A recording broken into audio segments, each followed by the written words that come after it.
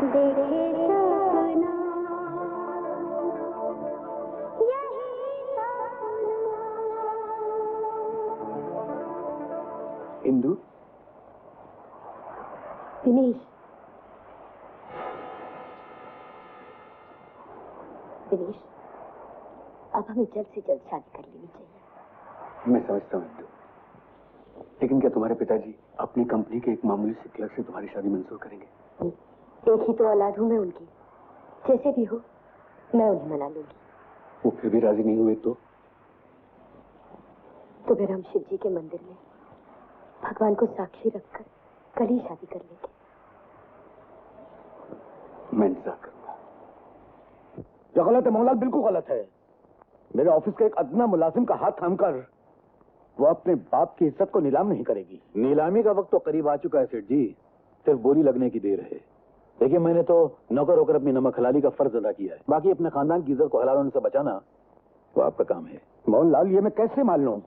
मेरी बेटी इस किस्म की है ही नहीं। अगर है नहीं तो फिर एक सुनसान जगह पर एक जवान लड़की एक जवान मर्द से क्यों मिलने जाती है? जाहिर बात है, ऑफिस का हिसाब किताब तो नहीं करने जाती होगी ना, कुछ प्यार मोहब्बत की बातें होंगी। मोहनलाल, अगर ये बात गलत साबित हुई तो फिर जो चोर की सजा वो मेरी सजा। शायद आ गई, आप पूछ लीजिए। मोहनलाल, तुम जाओ यहां से। ठहरो, कहां से आ रही हो? मैं पूछ रहा हूं, इस वक्त कहां से आ रही हो तुम? मैं आपसे झूठ नहीं बोल सकती पिताजी, और शायद आप सच सुन नहीं पाएंगे। यानी कि मैंने जो सुना है वो सच है? तुम और दिनेश? हाँ पिताजी, मैं अभी उन्हीं से मिलकर आ रही हूँ। क्या कहा तूने, बदतमीज? मैं उनसे शादी करना चाहती हूँ पिताजी। तेरी ये मजाल, आज मेरे सामने अपनी जुबान से अपनी शादी की बात कर रही है? बेशर्म! मैं शर्मिंदा हूँ पिताजी, मेरी जिंदगी का ये फैसला जो आपको करना चाहिए था वो मजबूरन मुझे करना पड़ा। नहीं, जीते जी तुम कोई फैसला नहीं कर सकती। इस घर में सिर्फ मेरा फैसला चलेगा।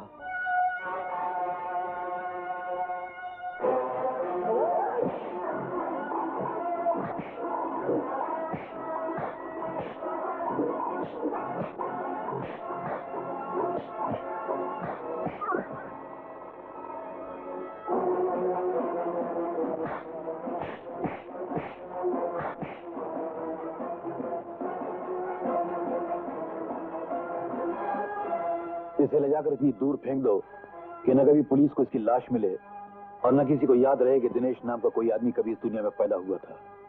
ले जाओ इसे।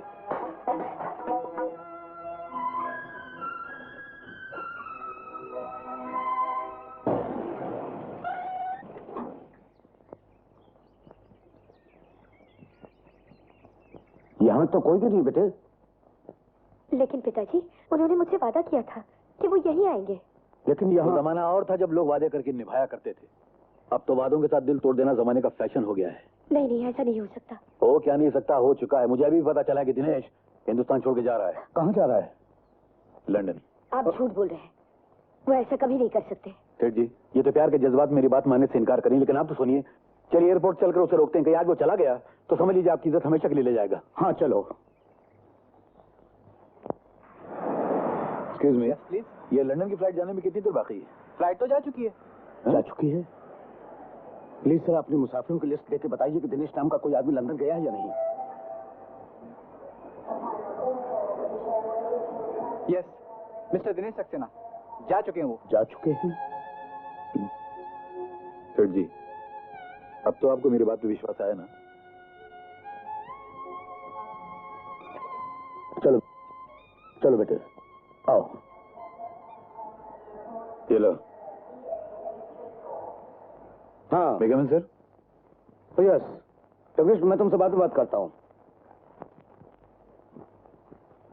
सर वो आप जा तो रहे हैं, लेकिन इतने बड़े ऑफिस का कारोबार कौन संभालेगा? मोहनलाल, मैं तुमसे पहले कह चुका हूँ, जब तक मैं वापस ना आ जाऊं ये कारोबार तुम संभालोगे। सर मैं कैसे? तुमने वो कागजात तैयार करवा लिए या नहीं? क्या करवा लिए?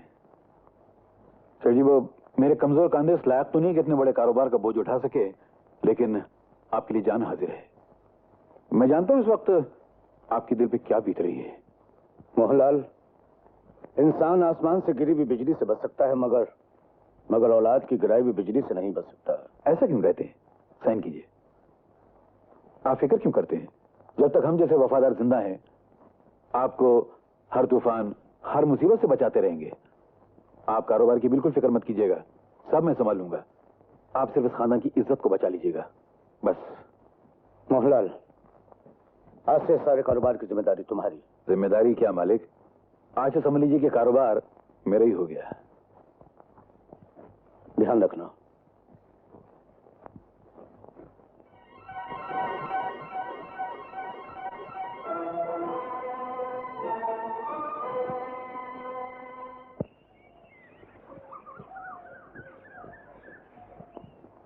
ये आप क्या कह रहे हैं सेठ जी?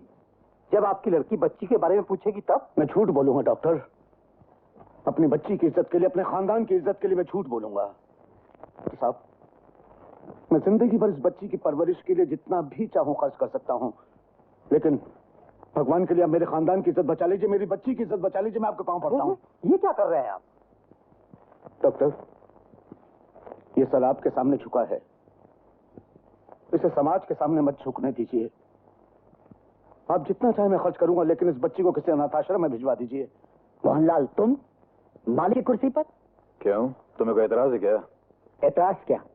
जमाना कहां से कहां पहुंच गया है, ये सोचकर दुख हो रहा है। राम जब वनवास गए थे तो भरत भी राजगद्दी पर बैठ सकते थे, मगर नहीं, उन्होंने राम की खड़ाऊ राजगद्दी पर रखी और उनकी चरणों की जगह पर बैठकर राज चलाया, और तुम मालिक के जाते ही तुम्हारी जबान बहुत लंबी होती जा रही है। लगता तुम्हें काम से ज्यादा आराम की जरूरत है। ये पैसे मेरे हवाले करो, हिसाब तो गेट लॉस्ट। सेफ की चाबी और पैसों का हिसाब मेरे जिम्मे है। जब तक मालिक नहीं आते, मैं अमानत किसी के हवाले नहीं करूंगा, जगदीश, चाहे मौत ही क्यों ना आ जाए।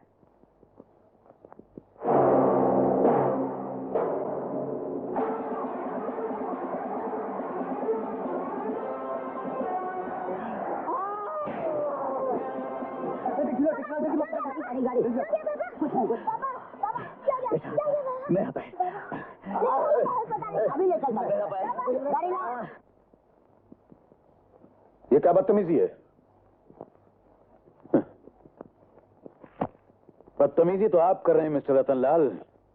कंपनी के मालिक से इस अंदाज में बात करने का हक यूनियन वालों ने कब से दे दिया आपको? पागल तो नहीं हो गए हो तुम? पागल मैं नहीं, पागल आप हो गए। जो आपने मुझ जैसे जहरीले आदमी को दोस्त बनाया, फिर उसे कंपनी का मालिक बनाया, फिर बैंक के सारे लाकर सकर अकाउंट्स मेरे नाम कर दिया। क्या बकवास कर रहे हो तुम? कब मैंने अकाउंट्स तुम्हारे नाम किए? कब मैंने कंपनी का तुम्हें मालिक बनाया? आपकी याददाश्त को शायद दीमक चाट गई, मैं बताता हूं। ये देखिए, ये रहा स्टैम्प पेपर, और ये आप ही के दस्तखत है ना? ये धोखा है, फरेब है, साजिश है। मैं तुम्हारे खिलाफ मुकदमा दायर कर दूंगा। शौक से कीजिएगा सेठ जी, बहुत दिनों के कोर्ट का मुंह देखे हुए शराफत की एक्टिंग करते करते मुंह का मजा खराब हो गया। लेकिन एक काम कीजिएगा, एक आदमी पे नहीं, 2 आदमी मुकदमा दायर कीजिएगा, एक मुझ पे और एक उस दिनेश पर। कितना हरामजादा है, आपकी इकलौती कुंवारी बेटी को बगैर शादी के मां बना के चला गया। हाँ सेठ जी, आपकी लड़की को लड़का हुआ या लड़की? एक काम कीजिएगा, ये 20 रुपए, इसमें से 11 रुपए बच्चे को मुंह दिखाई के दे देना, और 9 रुपए आप रख लेना। सोच समझ के कदम उठाइएगा सेठ जी। मैं तो पैदाइशी बदमाश हूं, आपको भी नंगा करके छोड़ूंगा, याद रखना। अगर आपने मेरे खिलाफ एक लफ्ज भी कहा तो मैं आपके वो सारे पोल खोल डालूंगा जिस पर आपने इज्जत का पर्दा डाल रखा है। फिर आपकी बेटी का हाथ कौन थामेगा? सारी दुनिया से आवारा बच्चलन कहेगी, और आप मजबूर होकर ये सारी दौलत जायदाद ठुकरा कर गले में फांसी का फंदा लगा के मर जाएंगे। वैसे एडवांस में मैंने रस्सी का फंदा खरीदा हुआ, कहिए तो ले आऊं? उसे संभाल के रखो मोहनलाल, एक दिन तुम्हारे काम आएगी। अगर तुम आत्महत्या करने में मजबूर ना हो गए तो मेरा नाम रतनलाल नहीं। सवाल ही पैदा नहीं होता सेठ जी। हम तो बेइज्जती के चाहने वालों में से हैं। इज्जत पे तो आप जैसे शरीफ लोग जान देते हैं, और मैंने आपकी इज्जत की जमीन में बड़ी दूर तक सुरंग खोद रखी है। मैं सारी दुनिया से कहूंगा कि सेठ रतनलाल अपनी सारी दौलत जायदाद मेरे नाम इसलिए लिख रहे हैं कि मैं उनकी इकलौती बेटी जो शादी से पहले मां बन चुकी है, उसे अपने गले बांध लूं, से शादी कर लूं। खबरदार, जो एक लफ्ज भी तुमने आगे कहा तो मैं तुम जैसे जलील इंसान के साथ अपनी बेटी की शादी हरगिज नहीं करूंगा। आप नहीं करेंगे? वो तो मजबूरी आपसे करवाएगी। मजबूर होकर तो शेर भी सर्कस में काम कर लेता है ससुर जी। वैसे मुझे कोई शादी में दिलचस्पी है ही नहीं, लेकिन क्या करूं, आपकी इज्जत बचाने के लिए जहर पी रहा हूं, समझे? अफसोस करने से इंसान की तकदीर तो नहीं बदल सकती। बेटी, सब कुछ जानते हुए भी तेरा हाथ उस जलील इंसान के हाथ में दे दूं? आप नहीं पिताजी, मैं अपना हाथ उसके हाथ में दे रही हूँ। आपकी इज्जत उसके ठोकरों में डालने से बेहतर है मैं अपना हाथ उसके हवाले कर दूं। आखिर बेटी का भी अपने बाप के लिए कोई फर्ज बनता है, और आज वही फर्ज मैं निभा रही हूँ। पिताजी, आपका सर समाज के सामने मैं नहीं झुकने दूंगी, कभी नहीं झुकने दूंगी। ओम अग्निना सुताराय अस्मान विश्वान देव वर्णान विद्वान यो यो धत्मज्जोरान मिने भूयष्ठान्ते नमोक्तिं विदेमा स्वाहा।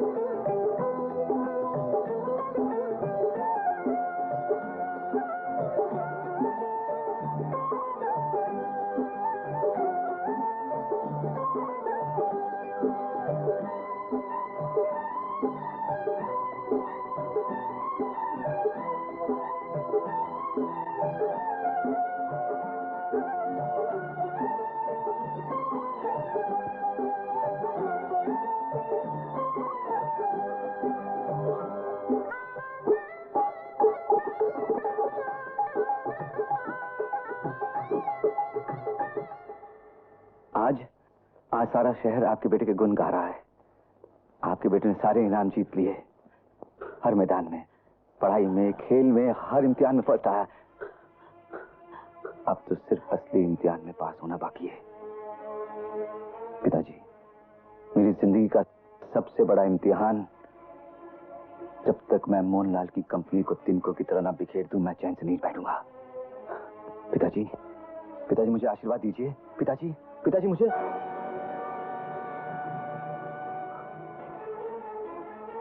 पिताजी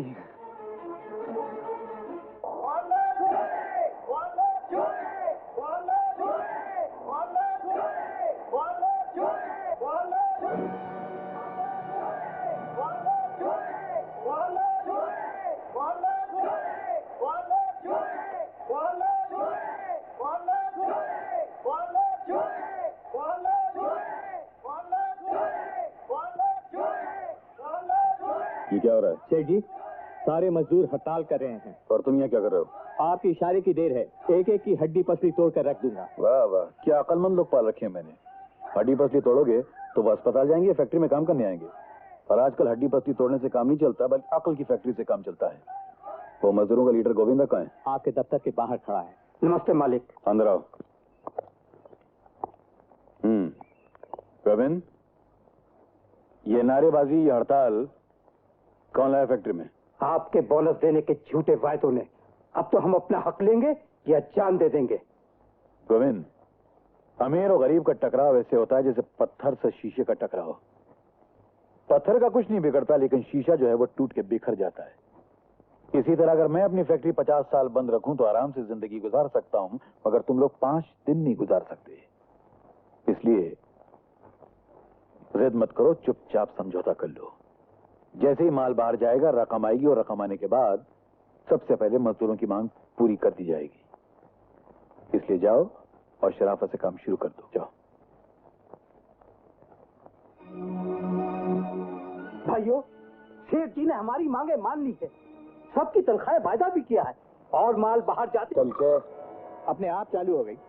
अपने आप से, तो मैं भी चालू हो जाऊं?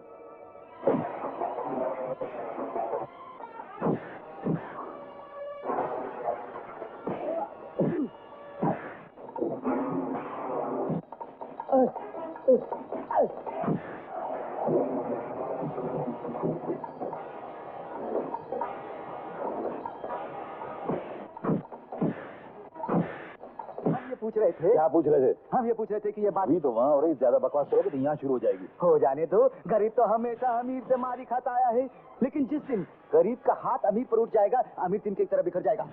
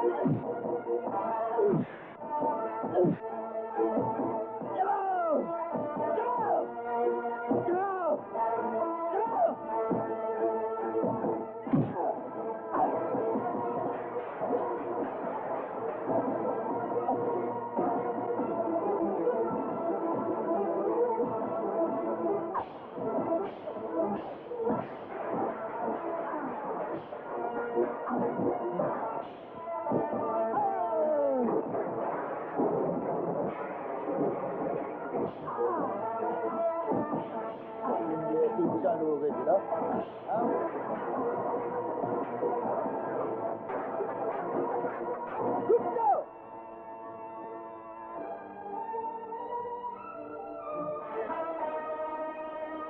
Good morning. आज बड़ी देर लगा दी आने में। सेठ जी, खुशखबरी लाने के लिए देर तो लगानी पड़ती है।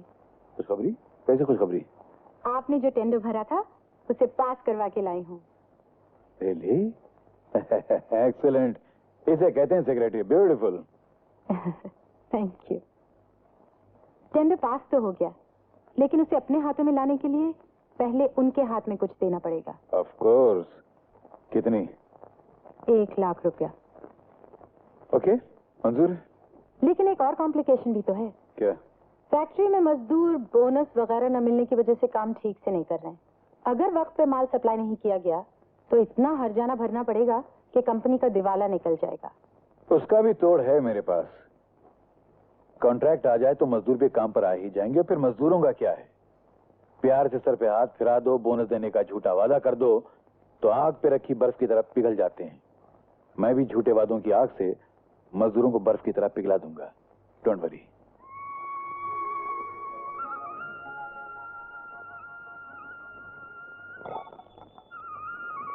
अरे बेटा, तू मंदिर में? हम आप आज मुकाबला है टेबल टेनिस का। ये कहने आया था कि तुम मुझे आशीर्वाद दो और भगवान से थोड़ी सी सिफारिश कर दो कि चैंपियनशिप का टेंडर मेरे नाम ही निकले। शरीर कहीं का। चल नाश्ता कर ले। नहीं, नाश्ता वास्ता कुछ नहीं माँ, कुछ नहीं। बस तुम्हारे ये हाथ मेरे सर पे रख दो और भगवान का थोड़ा सा प्रसाद मेरे मुंह पे डाल दो, मेरा काम हो जाएगा। बहुत फर्क पड़ता है। नामचीन आदमी एक सूरज के समान होता है, और जब सूरज को ग्रहण लगता है तो पूरी दुनिया को पता चल जाता है। हम तो एक छोटे से दिए के समान हैं। पूछ भी जाए, दुनिया तो छोड़ो, पड़ोसी को भी पता नहीं चलता।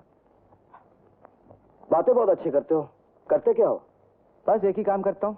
क्या? सुबह से शाम तक नौकरी की तलाश करता हूँ। मतलब बेरोजगार हो? जी हाँ। क्वालिफिकेशन?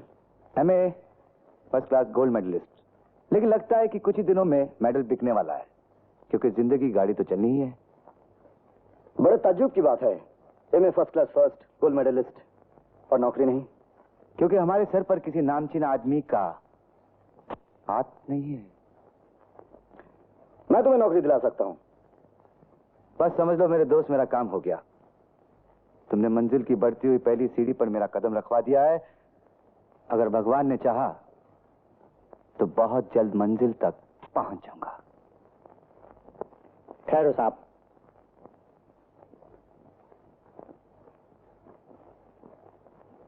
सलाम साहब। गुड मॉर्निंग साहब। मुझे आपके बेटे रणधीर ने भेजा है। इस फाइल के अंदर मेरे सारे सर्टिफिकेट्स हैं। सुना है आपके यहाँ मैनेजर की नौकरी खाली है, बाकी फैसला आप पर। हाँ, मगर हमें ऐसे आदमी की जरूरत है जो अपनी दिमागी ताकत से हमारे हाथों को मजबूत कर सके। मैं कुछ सवाल पूछना चाहूंगा। जरूर पूछिए, और मुझे यकीन है कि मेरे हर जवाब से आपको नाउमीदी नहीं होगी, क्योंकि ना तो मैं नाउमीद होता हूं और ना ही मैं नाउमीद करता हूं। बैठो। Thank you sir. बोलते अच्छा हो लेकिन तजुर्बा कम है। क्योंकि कॉलेज की जिंदगी में और प्रैक्टिकल जिंदगी में बड़ा फर्क है। बेशक फर्क है, मगर मैं इस फर्क को दूर करने की कोशिश करूंगा और कॉलेज के सपनों को प्रैक्टिकल लाइफ में पूरी करने की कोशिश करूंगा। जिस तरह कॉलेज में डिग्री हासिल करने में कामयाब रहा, उसी तरह अपने मकसद में भी कामयाब रहूंगा और आपको पता भी नहीं चलेगा। क्या मतलब? देखिए ना, अगर शीशे को तोड़ना हो तो आम आदमी उसे पत्थर से तोड़ेगा, लेकिन मैं उन इंसानों में से हूं जो शीशे को हीरे से काटेगा। ऐसी खामोशी से और इस अंदाज से कि शीशा तो टूट जाएगा मगर उसे खुद भी पता नहीं चलेगा। बहुत खूब। तुम्हारे जैसे ख्यालात वाला आदमी हमने जिंदगी में पहली बार देखा है। ऐसे ख्यालात तो दिल की भट्टी में सदियों से तप रहे हैं सेठ जी। वाह, लगता है जिंदगी को बहुत करीब से देखा है तुमने। हाँ सेठ जी, बहुत करीब से देखा है और देख भी रहा हूँ। अगर आप मुझे नौकरी दे दें तो मैं रिजल्ट भी अनकरीबी दिखा दूंगा। ओके, हम तो मैनेजर के पोस्ट पे रख लेते हैं, लेकिन टेम्पररी तौर पर, और रहने को क्वार्टर भी देंगे। All the best. Thank you sir.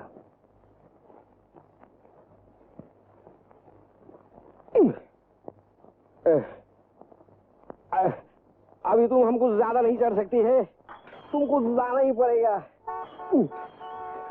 शाब आ गया लगता है। आया शाब।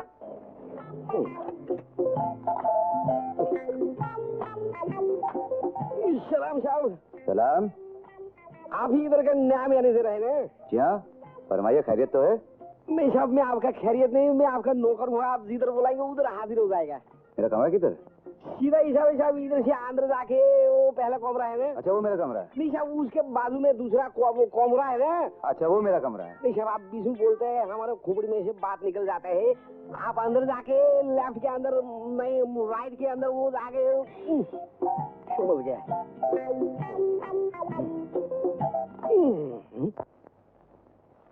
राइट, फिर लेफ्ट, फिर ओके, ऑलराइट, लेट मी सी।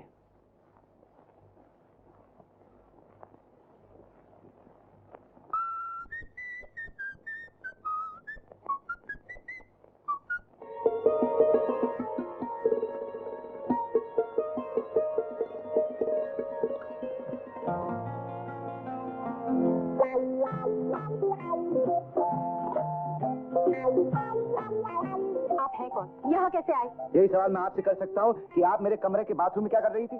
सीधी तरफ बाहर जाती है, चौकीदार को बुलाओ। अरे चौकीदार को बुलाओ या हवलदार को बुलाओ, वो भी आपसे यही सवाल करेगा जो मैं आपसे कर रहा हूँ कि आप मेरे कमरे में क्या कर रही थी? हिंगू! हिंगू! ये कौन है? मेरा नाम हिंगू है। मैं साहब, आप मेरे को बुलाए। ये बदतमीज आदमी कौन है? मुझे बदतमीज कहने वाले से पूछो कि ये मेरे रूम में क्या कर रही थी? इनसे बोलो सीधी तरफ से यहाँ से जाने के मैं। एक एक आदमी करके पूछो तो हमको पता चले किसका सवाल है, किसका जवाब देने का है। सवाल एक ही है, जवाब अलग अलग है। मुझे जवाब दो कि ये यहाँ क्या कर रहे हैं? खोला है। ओह लॉर्ड सेक, मेरे कमरे में क्या कर रहे हैं? मैम साहब, ये आपका कमरा है, इधर कैसे आ गया? कोई पते की बात है, ये तो दिन भर नशे में धुत आदमी। एक्सक्यूज मी मैम, मैं समझ गया प्रॉब्लम क्या है। बदतमीज, तूने मुझे बताया कि नहीं ये कमरा इनका है? मैं माफी चाहता हूँ। मैं भी माफी चाहता हूँ।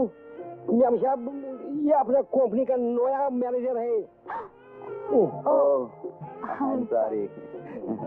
बदतमीज, चल कमरा दिखा। चलते हैं, हमको दिखेगा तो आप दिखाएंगे साहब। Excuse me, Yes? मेरा तौलिया। ओह,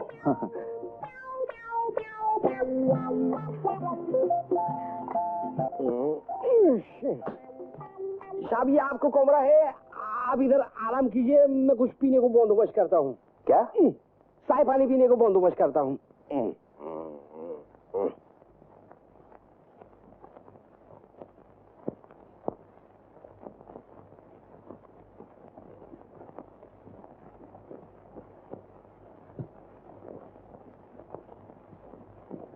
अरे क्या कर रहे हो?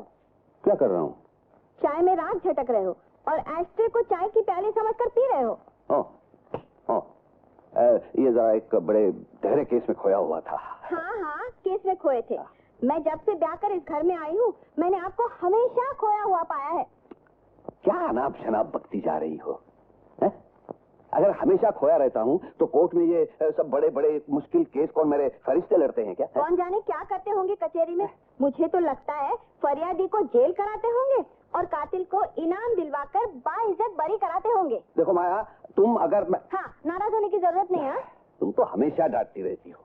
अरे भाई, इसमें इतना भड़कने की या बात पकड़ के बैठने की क्या जरूरत है? कभी कभी गलती हो जाती है। कभी कभी गलती होती है। हाँ। एक दिन बतला दीजिए जिस दिन गलती ना की हो। शादी का दिन याद है? याद है। अब क्या गड़बड़ी की थी उस दिन? भरे मंडप में फेरे लेने के बाद मेरे गले में हार डालने के बदले पंडित जी के गले में हार डाल दिया था आपने। पंडित, वो तो उसे मुबारकबाद देने के लिए डाला था। और शादी के बाद कहा था हनीमून के लिए कश्मीर जाएंगे, और वहाँ जाने के बजाय मुझे कोर्ट में बिठा दिया और खुद केस लड़ने लगे। बस अब मतलब की बात करो, फजूल बातों के लिए मेरे पास वक्त नहीं है। क्या मतलब? तुम्हारे बाप ने फिर कोई जायदाद का दावा कर दिया है? वो तो 10 साल पहले गुजर गए। अरे क्या कह रही हो? तुम्हारे पिता गुजर गए? बहुत अफसोस हुआ सुन के। अच्छा, वो केस क्या है?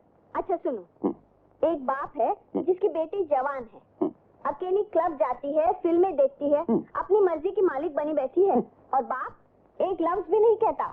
कैसे नहीं कहता? ऐसे बाप को तो 6 महीने की कैद बामुशक्कत करानी चाहिए। फौरन करा दीजिए ना वकील साहब, आपका बड़ा एहसान होगा। अच्छा ये बताओ, वो बाप कौन है? अदालत जानना चाहती है। आप हैं। अच्छा, आप हैं, यानी कि हम? जी हाँ, आप लड़की को बिगाड़ रहे हैं। वो डांस करती है तो आप कहते हैं शाबाश बेटी, अब जमाना बदल गया है, आज औरत को मर्द से कंधा मिलाकर चलना चाहिए। वो नए नए फैशन करती है तो आप कहते हैं एंजॉय योरसेल्फ। क्या लड़की जात को इतनी छूट देना ठीक है? आप उसे समझा दीजिए, वरना मैं जहर खाकर जान दे दूंगी। या अरे नहीं, ऐसा मत करना, वरना कोर्ट की तरफ से दफा 302 लग जाएगा। हम अभी उसे ठीक करते हैं। वो अपने आप को समझती क्या है? उसकी ये मजाल कि वो क्लब में फिल्म देखती है, सिनेमा में डांस करती है, नए कपड़ों की फैशन पहनती है। मैं अभी जाके देखता हूँ।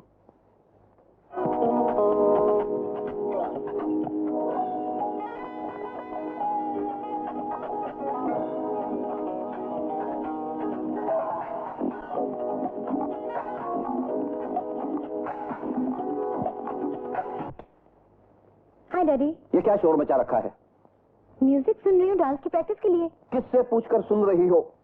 अरे आप ही तो कहा करते हैं कि दुनिया में किसी से पीछे नहीं रहना चाहिए। हम कहा करते हैं? यस। तो फिर ठीक ही होगा। तुम्हें कौन रोक सकता है? You're great, Daddy. Enjoy your life. Enjoy कैसे करूं डैडी? 3 महीने से तो जिम खाने की फीस नहीं भर रखी। अच्छा, और मम्मी नहीं देने वाली। आप दे दीजिए ना प्लीज। अभी तो मेरे पास नहीं है, कल दे दूंगा। कल नहीं डैडी, कल इज टू लेट, फीस आज भरनी है। अरे मैं आज मेरे पास नहीं है डैडी। ये क्या है? हा? ये ये कहाँ से आया? ये रे 250 क्लब की मेंबरशिप की। मगर आपकी मेंबरशिप की फीस तो भर दी गई है। भरती? किसने? नाम तो नहीं जानता, लेकिन उसने पैसे भर दिए और रसीद भी दे दी है। ये मेरी फीस भरने वाला कौन मेहरबान पैदा हो गया? आधा वर्ष है। तो ये आप ही की कारस्तानी है। मेरी फीस भरने वाले आप ही है ना? कमाल है, मैंने आज फीस भर दी, आपको पता चल गया, और मैं मुद्दत से आहें भर रहा हूँ, उसका आपको कुछ नहीं पता चला। मैंने जिंदगी में बहुत से बदतमीज देखे, लेकिन आप जैसा कोई नहीं देखा। अजी मैंने खुद नहीं देखा, आप कैसे देख सकती हैं? क्योंकि भगवान ने सिर्फ एक ही पीस बनाया है और दूसरा बनाने का कोई इरादा नहीं। मेरे डैडी की बंदूक चलेगी ना तो एक के 1000 पीस हो जाएंगे। अरे बंदूक चलाने की क्या जरूरत है? आप सिर्फ एक बार प्यार भरी नजर से देख लीजिए, मैं पीस का पीस हो जाऊंगा। लगता है अब आपको मजा चखाना ही पड़ेगा। चखाइए ना प्लीज, मैं कब से इंतजार में मारा जा रहा हूँ। आप बहुत वार्तालाप करती, प्रैक्टिकल कब करेंगी? बदतमीज, इडियट, लोफर। अरे मैम साहब, लोफर कहिए या मफलर, मैं तो जिद का पुतला हूँ। दुनिया छोड़ दूंगा लेकिन आपका पीछा नहीं छोड़ूंगा। बहुत चिपकू चीज हूँ। सुनो मानिक, तुम ये लारी लेकर थाना इंडस्ट्रियल स्टेट पहुंचोगे, लेकिन मेन रोड या हाईवे से नहीं, बल्कि छोटी मोटी अनजानी गलियों से। हाँ, छोटी मोटी गलियों से? सवाल करना तुम्हारा काम नहीं। सेठ मोहनलाल का हुक्म, 25 मिनट के अंदर माल पहुंच जाना चाहिए।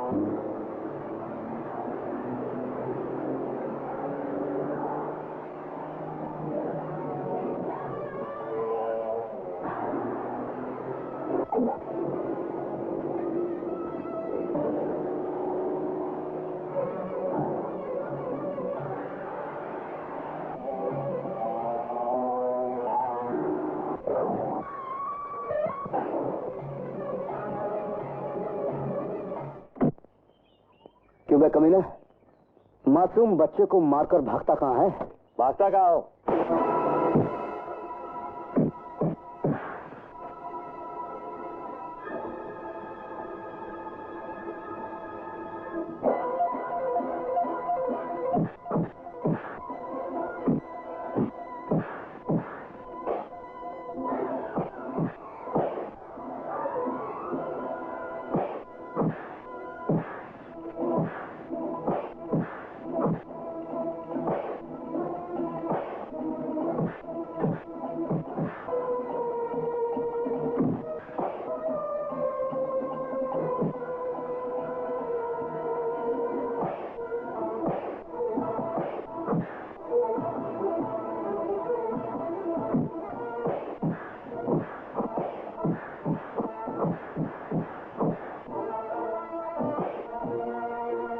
भाग निकला। तेरा शुक्र है जी। नहीं, मैं ऊपर वाले का शुक्र अदा कर रहा था कि तुम बच गए।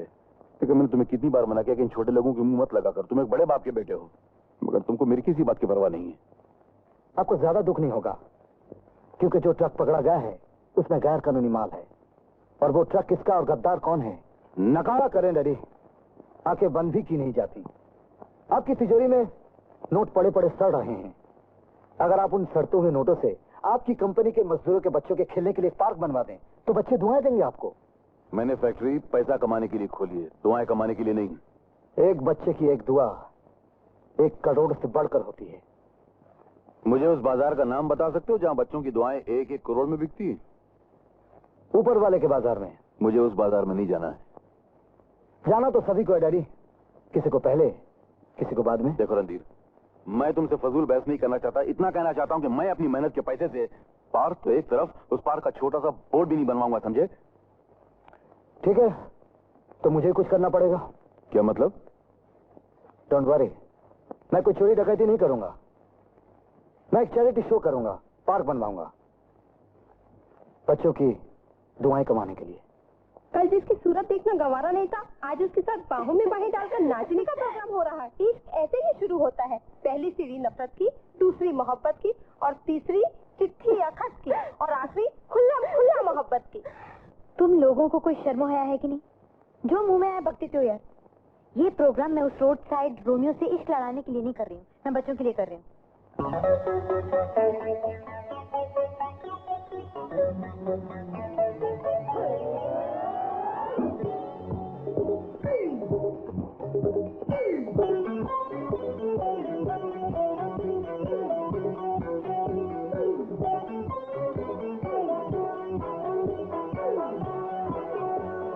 जिंदगी है कितने दिन की? 4 दिन में क्या करोगी? प्यार प्यार प्यार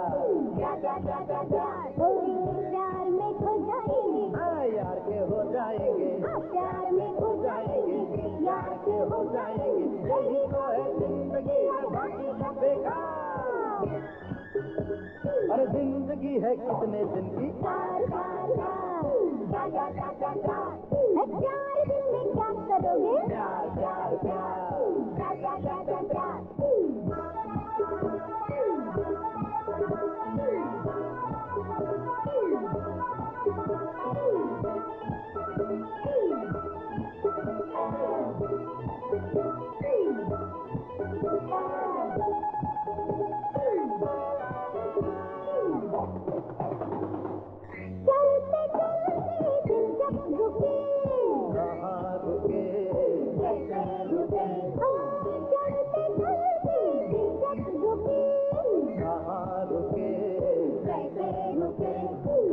शर्म के जब नजर झुके, कहाँ झुके? कैसे झुके? मन चाह कोई यार हो, देखा पहली बार हो, ऐसे आके चार हो, हम जाए बिहार। अरे जिंदगी है कितने दिन की? 4 दिन में क्या करोगी?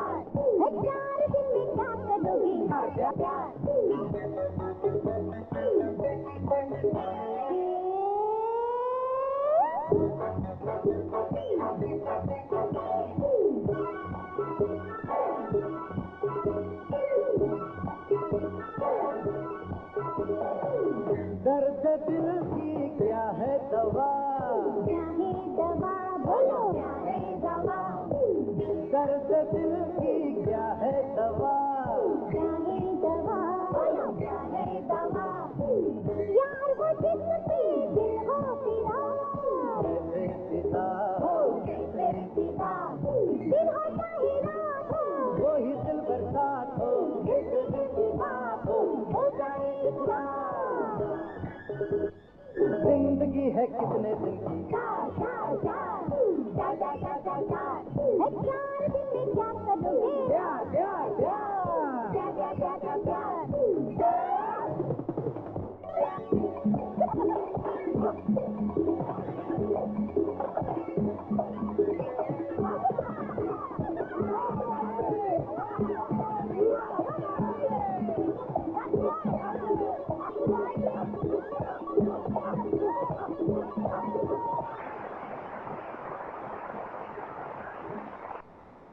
मैम साहब, अरे मैम साहब, आप तो कमाल की आर्टिस्ट निकली। शुक्रिया। अरे सुनिए तो, फरमाइए। देखिए मेरा मतलब है, जब आप नाच रही थी तो जी चाह रहा था दिल के टुकड़े टुकड़े करके घुंघरू बनाकर आपके पैरों में बांध दूं, और जब आप गा रही थी तो ऐसा लग रहा था कि फूलों भरी डाली पर कोई कोयल कुकू कर रही है। डायलॉग सुनिए, डायलॉग अपना है, और सुनाओ। जी नहीं, मुझे देर हो सुनिए, देर होने दीजिए लेकिन अंधेर मत होने दीजिए। जाते जाते मेरी तकदीर का फैसला तो बताते जाइए। फरमाइए, आपकी तकदीर का मैं क्या कर सकती हूँ? देखिए, शॉर्टकट में बोलने का आदी हूँ, टेलीग्राफिक जबान में बताता हूँ। मैंने आपको देखा, दिल बेकरार हुआ, स्टॉप। मुझे आपसे प्यार हो गया, स्टॉप। 4 दिन की जिंदगी है, 1.5 दिन गुजर गया, स्टॉप। 2.5 दिन बाकी है। अब ये बताइए, मैं बारात लेकर कब आपके घर पे आऊं और आपको दुल्हन बनाकर अपने घर ले जाऊं, स्टॉप। आपकी राय क्या है? वाह, क्या अंदाज है और क्या तेज रफ्तारी है। अरे सुनिए तो, देखिए ये मेरी पैदाइशी आदत है। सुना है जब मैं पैदा हुआ था उसके 1 महीने बाद मैं खिसकने लगा था, दूसरे महीने में चलने लगा था। तो इसीलिए शायद आप इतना चलता पुरजा अरे हैं। चलता पुर्जा ना हो तो जंग लग जाता है। खैर, जाने से पहले ये बताइए तो मेरा क्या होगा? देखिए, पहले तो मैं समझी थी कि आप आम नौजवानों की तरह दिल फेंक आए। अरे बिल्कुल नहीं, किसने कहा आपको? लेकिन आप तो इसको शादी का रंग चढ़ाकर जिंदगी भर के लिए हाथ थामना चाहते हैं। अरे आप तो समझ गई। तो फिर ये बातें माँ बाप से की जाती अरे ये बहुत लंबा रास्ता है, माँ बाप से कही नहीं जाती, क्योंकि ये 5 वर्षीय योजना हो जाता है ना। जी नहीं, 5 वर्षीय नहीं, 5 दिन, 5 मिनट। देखिए, मेरे पिताजी भी आपकी तरह बहुत जल्दबाज आदमी है। कल शाम को घर पे आ जाइए, 5 मिनट में फैसला। आपका घर? ये रहा मेरा कार्ड।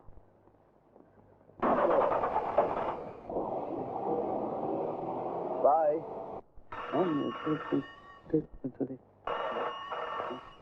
ओफो, इतने नजदीक बैठे हो, फोन तक उठा नहीं सकते। हेलो, हाँ हाँ कमला बहन, बिल्कुल देर नहीं करूंगी। सिर्फ लड़का पसंद है, फिर फौरन शादी का मुहूर्त निकाल लेती। हाँ अच्छा, मैं आती हूँ। दूसरी शादी कर रही हो? ठीक, शर्म नहीं आती बुढ़ापे में ऐसी बातें करते हुए? अरे वाह, शादी की बात तुम कर रही हो, मुझे क्यों शर्म है? मैं दीप्ति की शादी की बात पक्की कर रही हूँ। अच्छा अच्छा अच्छा, लेकिन मैं बाप हूँ, मुझे भी तो... हाँ, लड़का अब आ रहा है, पसंद आए तो फौरन बात पक्की कर लेना। हाँ। कोई गड़बड़ मत करना, मैं जा रही हूँ। अब यहाँ क्या गड़बड़ हो सकती है? गड़बड़ करने का कोई चांस ही नहीं है। डैडी, ये रहा। ये क्या है? वो बदमाश सड़क छाप रोमियो, याद है ना? रोमियो? हाँ हाँ हाँ हाँ हाँ, याद है याद है। अरे आने दो उसे, ऐसा हाथ मारूंगा कि उसके पूरे खानदान के चेहरे पर उंगलियों के निशान पड़ जाएंगे। तुम फिक्र मत करो, जाओ। Okay dad, done. जाओ। आइए, वेलकम। अंदर जाइए, डैडी से मिलिए। आप नहीं चलेंगे? जी नहीं, क्योंकि आपको अपनी हालत पे यकीन नहीं आएगा। क्यों? क्योंकि ऐसा नाजुक मंजर ना तो मैं आंखों से देख सकती हूँ, ना कानों से सुन सकती हूँ। Please carry on. ओके। कौन, माया? हाँ, लड़का यहाँ आ रहा है? अच्छा अच्छा, तुम फिक्र मत करो, मैं दिल खोल के उसका स्वागत करूंगा। मैं कमिंग सर? अरे आओ आओ आओ आओ बेटे, आओ आओ बेटे, आओ आओ आओ आओ आओ, बैठो बैठो बैठो। साथ में जन्म कुंडली लाए हो? जी, कुंडली कुंडली। वो क्या हुआ कि जल्दी जल्दी में लाना भूल गया। भूल गए? अच्छा कोई बात नहीं कोई बात नहीं। अरे ऐसे खुशी के मौके पे तो मैं अपना नाम भी भूल जाता हूँ। अच्छा अब तुम एक काम करो, जल्दी से अपना नाम और जन्मदिन बताओ, अभी कुंडली बना लेते हैं। नाम रणधीर, 25 अगस्त 1958। और समय? समय 8:10 सुबह।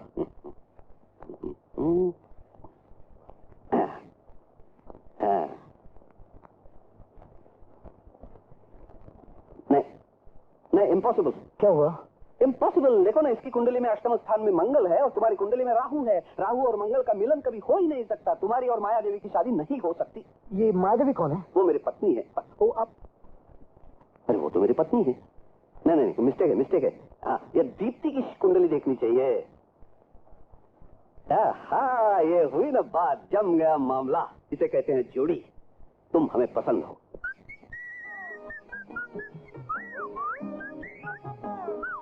ये क्या? ये पट्टी, दवाइयाँ किसी हॉस्पिटल में नौकरी तो नहीं मिल गई? जी नहीं, ये आपको लगाने के लिए। मुझे क्या हुआ? क्या डैडी ने आपको कुछ नहीं कहा? कहा था, बहुत कुछ कहा। क्यों? क्या कहा? बताऊं? ये आपने डैडी से पूछ लेना। हाँ हाँ, याद है बेटी, तुम फिक्र मत करो, उसे आने तो दो। जी, मैं अंदर आ सकता हूँ? नमस्ते। उल्लू के पट्टे। जी, बदमाश, आवारा, लफंगा, 420। ये आप किससे कह रहे हैं? अरे तुझसे कह रहा हूँ। मेरे बेटे को देख के सीटियां मारता है। जी, मैंने तो कभी सीटी नहीं मारी। अरे तेरी तो शक्ल ही सीटी जैसी है, तो क्या सीटी मारेगा? घर बुलाकर ये अपमान है। डैडी, डैडी ये क्या कर दिया आपने? देखा देखा अपने बाप का कमाल।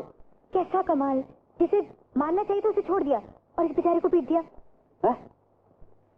तो फिर ये कौन था?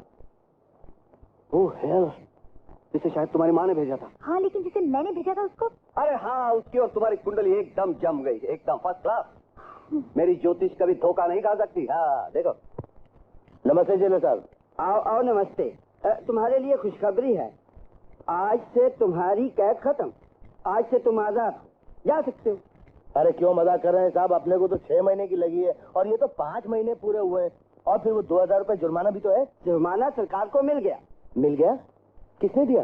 वो तो मुझे मालूम नहीं, लेकिन 1 महीना सरकार ने माफ कर दिया। क्यों साहब, क्या सरकार हमसे इतनी बेजार हो गई है कि 1 महीने पहले हमको जलील और रुस्वा करके यहाँ से निकाल देगी? देखो साहब, यहाँ हमारे बहुत अच्छे अच्छे लोगों से उठने बैठने हो गए साहब। हमको बाहर चोर चक्कू की दुनिया में मत भेजो साहब। यहाँ अच्छे अच्छे लोग रहते हैं। हाँ हाँ साहब, बिल्कुल बहुत अच्छे अच्छे लोग रहते हैं। जो चोर है वो बोले है मैं चोर हूँ, जो डाकू है बोले मैंने डाका डाला है, जो कातिल है बोले मैंने खून किया है। लेकिन बाहर, अरे साहब आत्मा हो ना, उससे बड़ा चोर कोई दुनिया में है ही नहीं। अब क्या करें, दुनिया में आए हैं, जिंदगी मिली है तो जीना ही पड़ेगा। लेकिन साहब, कभी ऊपर वाले से अपनी मुलाकात होगी ना तो अपन पूछेगा, दादा तूने दुनिया में इंसान को क्यों बनाया? भेड़, बकरी, पत्थर, पहाड़ कुछ बना दिया होता। साहब हमको बाहर मत जाने दो साहब। अब तुम्हारा यहाँ रहना गैर कानूनी है। जाते वक्त भत्ते के पैसे लेते जाना। ठीक है साहब, जाता हूँ, लेकिन एक बात याद रखिए, बाद में दिल घबराएगा, मैं वापस यहीं आ जाऊंगा। सलाम साहब। सलाम। चलते भाई, तुम टोकते रहो।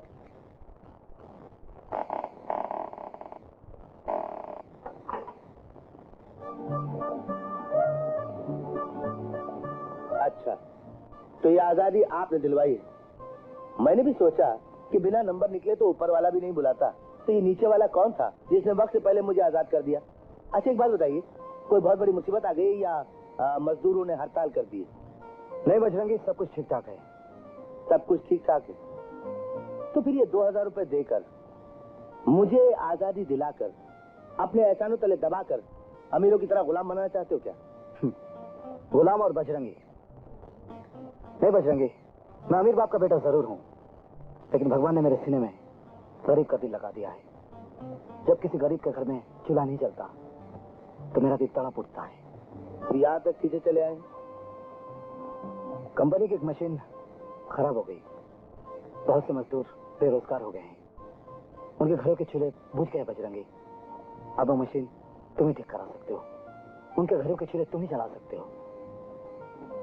साहब, आपने गरीबों की दुख की बात करके मेरी दुख की रग पे हाथ रख दिया है। अब उनका दुख तो दूर करना ही पड़ेगा, मुझे आना ही पड़ेगा साहब।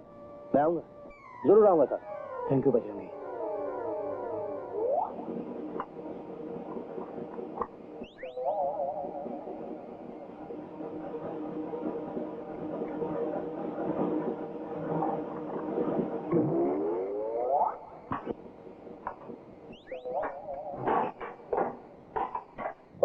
माफ करना, मैं ताला खोल के गलत घर में आ गया था। नहीं,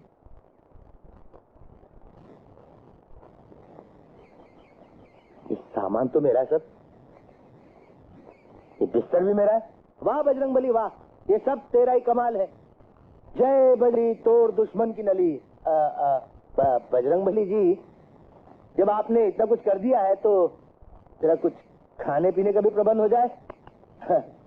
बहुत भूख लग रही है। 2-4 रोटी बस, ज्यादा नहीं।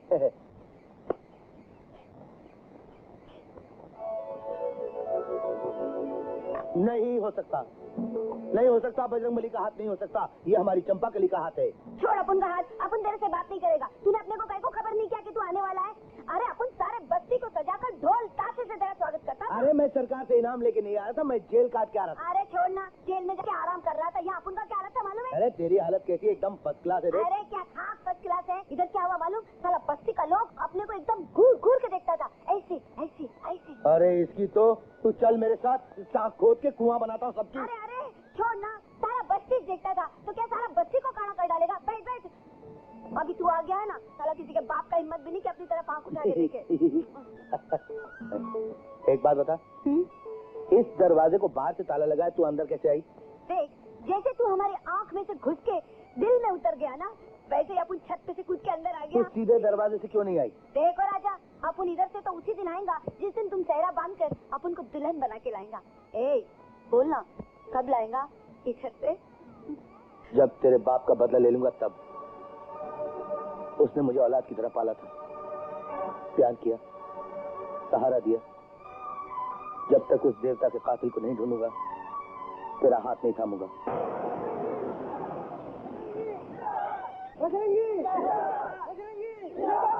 एक मिनट रुकना तो। क्या हुआ जी? ये पहलवान तो जेल में था, ये सजा की मुद्दत पूरी होने से पहले कैसे बाहर आ गया? जरा मालूम करना तो। अभी लीजिए। ये नया स्टेनलेस स्टील का चमचा कौन है? ये कंपनी का नया मैनेजर। अच्छा अच्छा। बजरंगी भैया नमस्कार।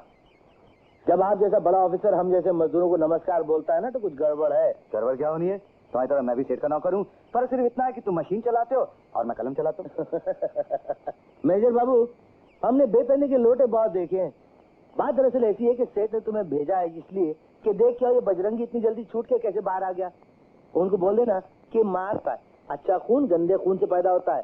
सेठ ने अंदर किया, उसके बेटे ने बचा दिया। बोल देना। मैं क्यों बोलने लगा भाई? मैं सेठ का नौकर जरूर हूँ, लेकिन इंसाफ का पुजारी हूँ। मैं तो सिर्फ दोस्ती का हाथ बढ़ाने। मेरे साहब, ये हाथ बहुत मैले हैं। आप हाथ लगाएंगे ना, तो अगर एक दाग पड़ गया ना, तो जिंदगी भर के लिए छूटेगा नहीं। आप मजदूरों से अपना हाथ दूर ही रखिए। ठीक है, आज नहीं तो कल ये हाथ मिलेंगे तो जरूर। रणधीर, तुमने बजरंगी को छुड़ाकर हमारे पैरों में कुल्हाड़ी मारी है। कुल्हाड़ी नहीं मारी डैडी, बल्कि आपकी कंपनी जो लंगड़ी हो रही थी उसे लंगड़ा होने से बचा लिया। विदेशी कंपनी का इतना बड़ा कॉन्ट्रैक्ट मिला है, अगर बजरंगी जेल में रहेगा तो फैक्ट्री में कम ही नहीं हो पाएगा। रणधीर, तुम अभी बच्चे हो, तुम्हारे दिमाग में तजुर्बे की आंखों ने जन्म नहीं लिया। मैं जिस तरह विदेशी काम का कॉन्ट्रैक्ट हासिल करना जानता हूँ, उसी तरह हड़ताली मजदूरों से काम कराना भी जानता हूँ। और तुमने उस हड़ताली बजरंगी को छुड़ाकर मेरे प्राण को ठोकर मारकर उसे चकनाचूर कर दिया है। पता नहीं डैडी। आइए आइए सेठ जी, बैठिए। नहीं, तुम बैठो। राजेश, एक बहुत जिम्मेदारी का काम तुम्हें सौंपने आया। जिम्मेदारी निभाने के लिए तो सर आपने मुझे इस कुर्सी पर बिठाया। हमने एक फॉरेन कंपनी का टेंडर भरा था जो करोड़ों रुपए का था, और इतने सस्ते दामों भरा था कि हमें यकीन था कि वो कॉन्ट्रैक्ट हमें मिल जाएगा, लेकिन वो किसी और कंपनी को मिल गया। और सबसे बड़ी ताज्जुब की बात यह है कि ऐसी कंपनी को मिला जिसका हमने नाम तक नहीं सुना। बिल्कुल नई कंपनी है। ताज्जुब की बात है। तुम एक काम करो, मालूम करो ये हमारा नया दुश्मन कौन पैदा हो गया है। जरूर मालूम करूंगा। मुझे भी दोस्तों से ज्यादा दुश्मनों से मिलने में ज्यादा मजा आता है। उसे मेरा नाम और रिकॉर्ड जरा अच्छी तरह समझा देना, और कहना कि शराफत से कॉन्ट्रैक्ट छोड़ दे, वरना दुनिया से ऐसे गायब कर दूंगा जैसे कभी पैदा ही नहीं हुआ था। उसका एड्रेस सर? हाँ, ये बस आपका खादिम ये एड्रेस लेकर जाएगा और कॉन्ट्रैक्ट लेकर आएगा। Best of luck.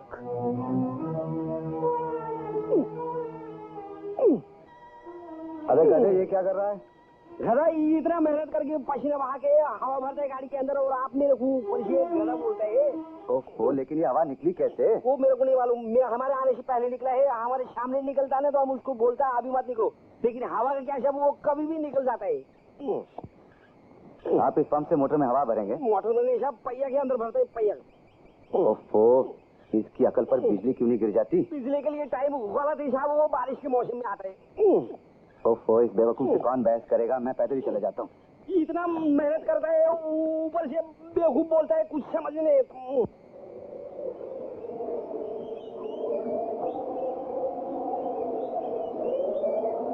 Hi handsome.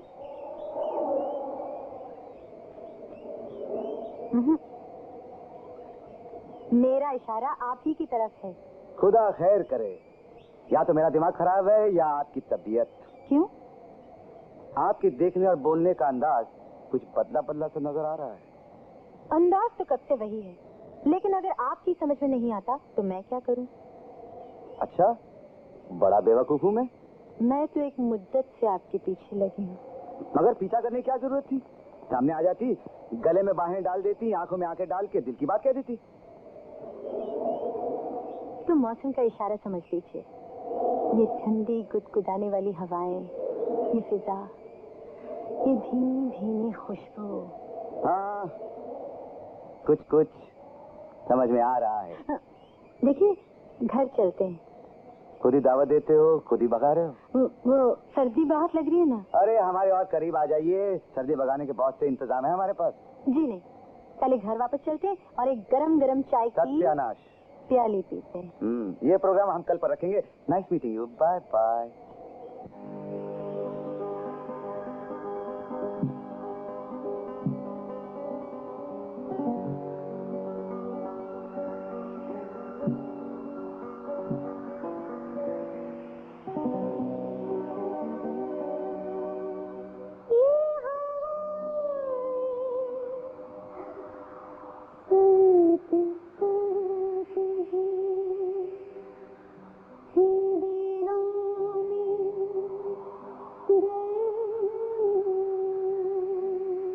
या इलाही, ये माजरा क्या है?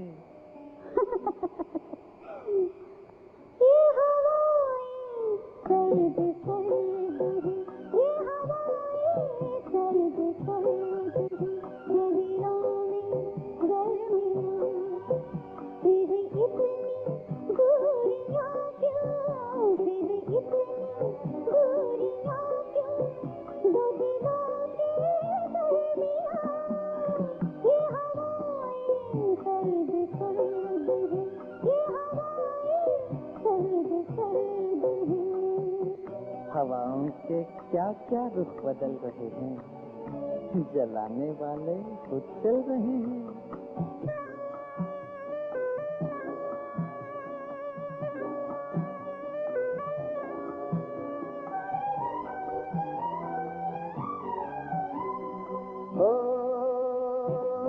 कल की शोला आज शबनम, ये कैसा अंदाज है, ये कैसा अंदाज है। मौसम जैसे रंग बदलना, आखिर के क्या राज है, आखिर ये क्या राज है।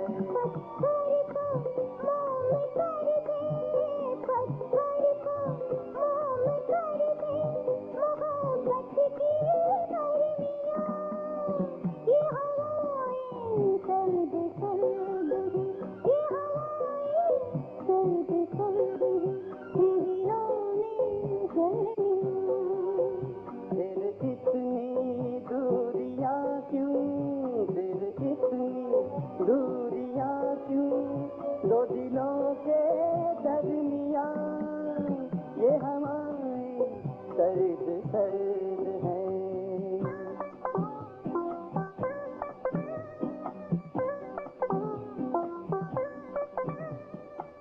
मोहब्बत में मेरी जान सब चलता है, जलाने वाला कभी खुद भी जलता है। हो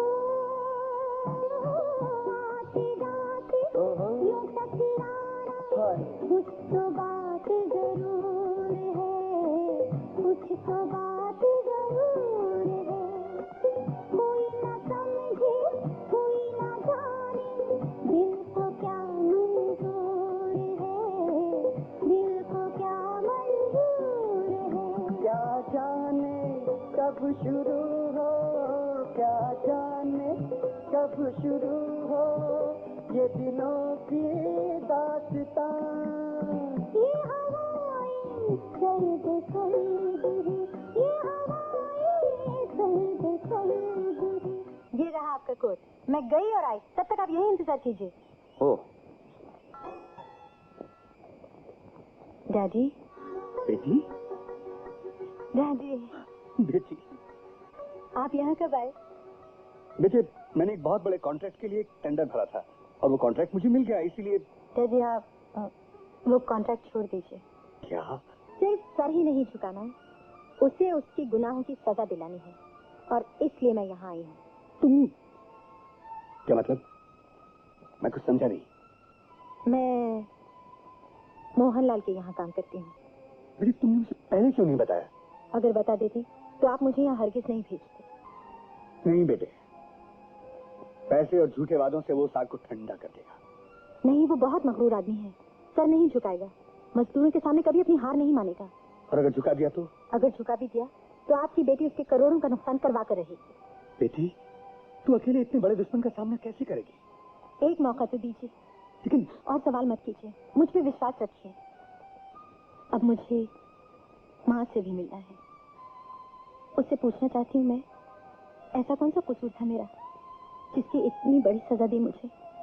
जन्म देकर कभी न मिटने वाला कलंक मेरे माथे पर लगाकर इस दुनिया में मुझे जीने के लिए क्यों छोड़ दिया?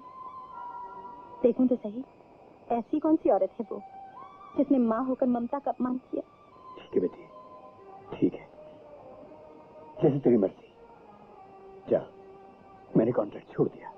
तो काम आपने मुझे छोड़ नहीं लेते? ये कंपनी और उसके की सेहत के लिए खराब है। आपने बहुत कम दाम टेंडर भरा है, बर्बाद हो जाएंगे, और अगर नकली माल इस्तेमाल करेंगे तो जेल हो जाएगी।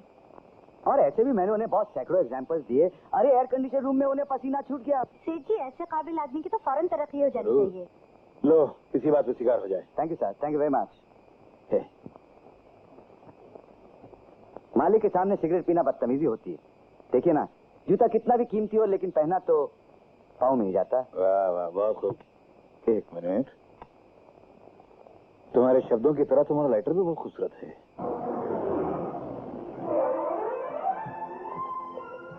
यानी कि मेरी किस्मत का सितारा चमक उठा। आप उस कंपनी के जनरल मैनेजर हो जाए, तरक्की भी हो जाएगी। जनरल मैनेजर किस घटिया पोस्ट का नाम लिया है? अरे वो तो मुझे अपना दामाद बनाना चाहते हैं, सन इन लॉ। तो दामाद बनने में देर किस बात की? कर लो शादी। शादी तो मैं कर लेता, लेकिन एक गड़बड़ है। वो लड़की कोई अजीब मॉडल की है। ये समझ लो कि खराबियों का गोडाउन है। इतनी मोटी है, इतना सा कद है, कोयले से ज्यादा काली है, ऊपर से गंजी है। अरे ऐसी लड़की से शादी करके मोहल्ले के बच्चों को डराना है क्या? और कितना झूठ बोलोगे? मैं और झूठ? हाँ, तुम अव्वल नंबर के झूठे हो। तो तुमने कौन सी सच बोलने की डिग्री हासिल की है? हाँ, तुम ही तो मेरे साथ झूठ बोलती रही और शुरू से झूठ बोलती रही। उस दिन तुमने मेरी जेब से वो कागज चुराया क्यों? बोलो। तो दिल में कोई राज है जिसे तुम दुनिया से छुपाना चाहती हो? सच पर झूठ का पर्दा डालना चाहती हो?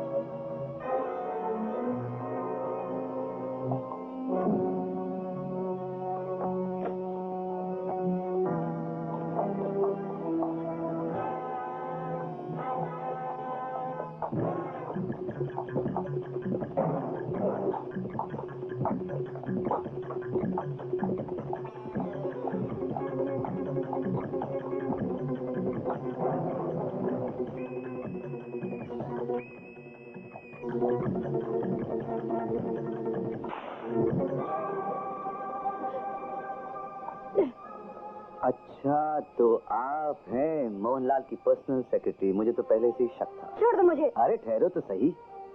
सेक्रेटरी साहिबा, एक बात तो बताइए कि आधी रात को लड़के के कपड़े पहनकर अपॉइंटमेंट का कौन सा लेटर टाइप करने गई थी? आधी रात को ऑफिस में घुसकर बगैर रोशनी के बही खाते में कौन सा हिसाब लिख रहे थे? मेरे सवाल का सीधा जवाब दो। कौन सा राज मालूम करने गई? कोई राज नहीं। मैंने तुम्हारा पीछा किया क्योंकि मुझे तुम पर शक है।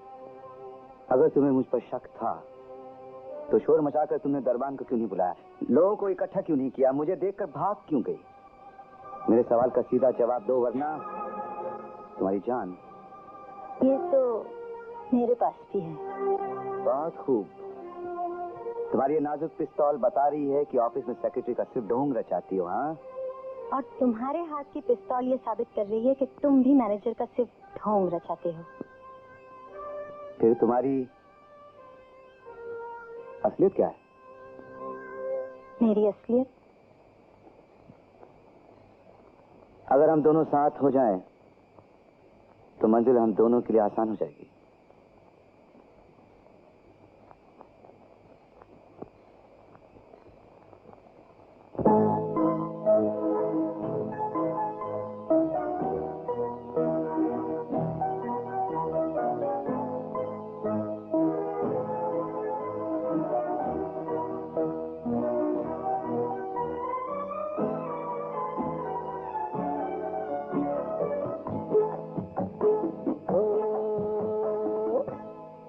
बहुत हसीन सही, कुछ तो दिल से काम लो।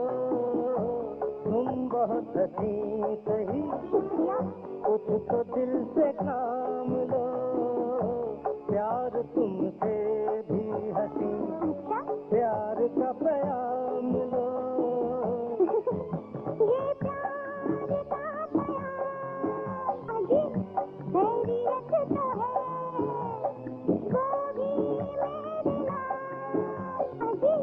खैरियत तो है ना? हाँ हाँ खैरियत है। तुम बहुत हसीन सही, कुछ तो दिल से काम लो। तुम बहुत हसीन सही।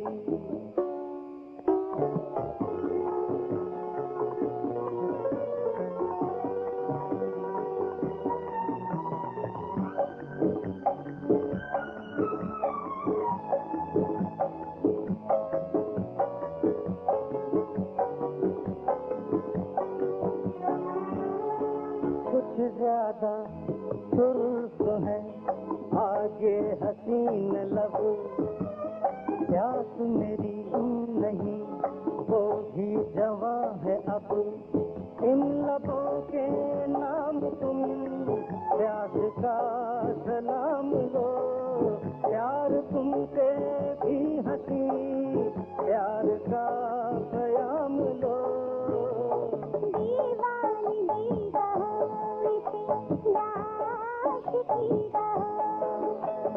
कहते हो इसको प्यास तो तुम प्यास ही कहो। प्यास एक जुनून का नाम अजीब खैरियत तो है। ये प्यार का प्यार अजीब खैरियत तो है ना? बिल्कुल खैरियत है। तुम बहुत हंसी सही, कुछ तो दिल से काम लो। तुम बहुत हंसी सही।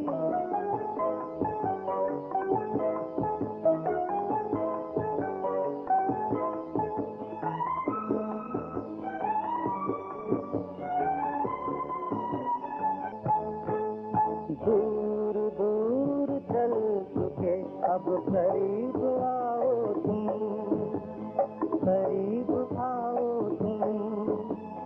यूं अकेली राह में लड़खड़ा न जाओ तुम। लो बढ़ा रहा हूँ हाथ, हाथ मेरा थाम लो। प्यार तुमसे भी हंसी, प्यार का प्याम लो। ठहरा हूँ आपने कि मुझे आ गए कहाँ। इस मोड़ पर जमीन से मिलता है आसमां।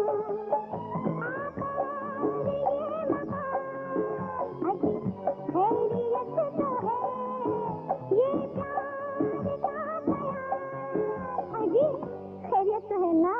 आपकी दुआ से तुम बहुत हंसी सही, कुछ तो दिल से काम लो। प्यार तुमसे भी हंसी, प्यार का प्याम लो।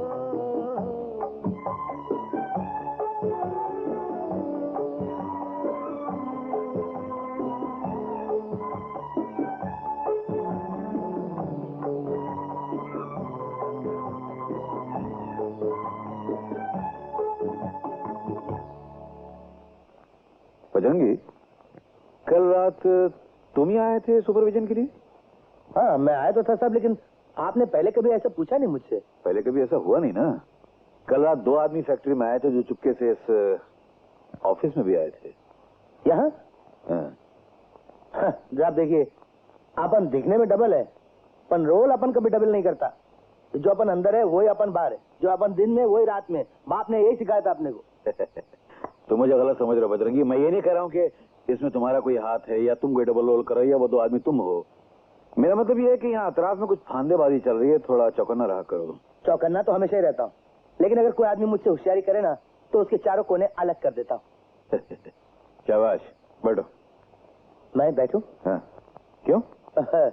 मेरे बाप ने मुझसे कहा था कि जब मालिक सामने बैठने के लिए कहे ना तो उसके 2 मतलब निकलते हैं, या तो वो नौकरी से निकाल देना चाहता है या फिर रिश्वत देके कोई बुरा काम करवाना चाहता है। अरे बाबा, मैं ऐसा कुछ नहीं करवा रहा हूँ, तुम बैठो तो सही।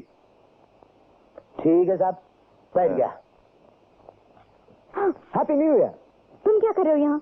वही जो सारा जमाना करता है, अपनों से गले लग रहा है और नए साल की मुबारकबाद दे रहे हैं। एक तो चोरों की तरह मेरे कमरे में घुसा है, ऊपर से बकबक किए जा रहे हो।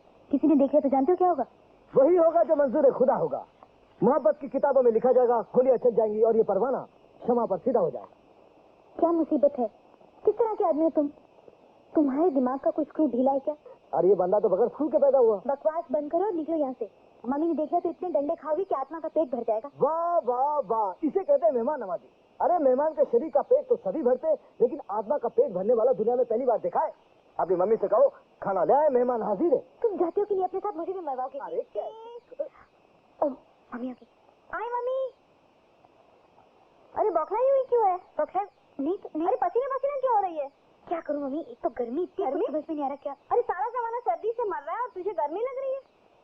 और ये क्या इतनी खामोशी क्यों है? ये कैसा नया साल मनाया जा रहा है? ना कोई म्यूजिक है, ना रिकॉर्ड, ना वीडियो। सब बिगड़े हुए। का हेड खराब है, कैसेट प्लेयर की सुई खराब है, रेडियो की तो तबीयत ही खराब हो गई। अरे बनाने वाले को बुला लेना था। कोई फायदा नहीं मम्मी, ये पिछले 2 साल से चक्कर चल रहा है। चक्कर? कैसा चक्कर? पिछले 2 साल से आज का दिन सब बिगड़ जाते हैं। 2 साल पहले जब अचानक सब कुछ खराब हो गया ना, तो मैंने फोन करके बोला, बनाने वाले को बुलाया। मम्मी अभी फोन किए आधा मिनट भी नहीं हुआ था कि जैसे मैं पलटी ना, तो देखा सामने एक नौजवान सा लड़का हाथों में फूलों का गुलदस्ता लिए खड़ा है। उसने मुस्कुराकर कहा हैप्पी न्यू ईयर। अभी उसका इतना कहने की देर थी कि म्यूजिक भी बजने लगा और टीवी भी चालू हो गया। और तू मुझे डराना चाहती है ना? अरे तेरा मतलब है इस घर में भूत है? यस मामा, भूत है और हर साल आज ही के दिन आता है। देखो। Happy new year. तुम जाओ यहाँ से, तुम्हारी वजह से मम्मी को डराना पड़ा मुझे। Happy new year. जिस कह रहा हूँ। कब मिलोगी? अभी मुझे नहीं पता, बाद में बाबा। जाओ अभी जिसको। 1 पीस होता है ना, 1 पीस। आप कौन से स्पेशल आइटम की बात कर रही हैं? मुझे तो कुछ समझ में नहीं आ रहा है। मैम साहब, कहीं आपको इस 1 पीस की तलाश तो नहीं? ये क्या बदतमीजी है? ये बदतमीजी कहाँ, तमीज है। बल्कि ये कमीज है जो पतलून के साथ सिली हुई है, फ्यूचर में काम आएगी। तुम अपनी हरकतों से बाज नहीं आओगे। अरे जब ऊपर वाला बाज नहीं आता तो मैं कहाँ से बाज आऊंगा?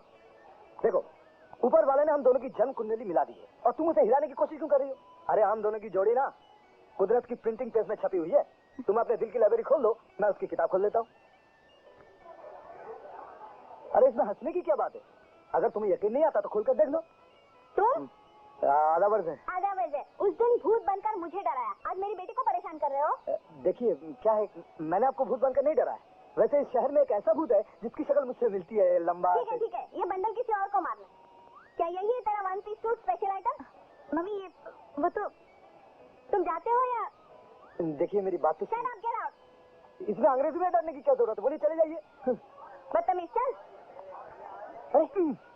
अरे वाह, तुम मेरी बेटी की कुंडली से अपनी कुंडली मिलाकर तुम तो ऐसे गायब हो गए कि दोबारा नजर ही नहीं आए।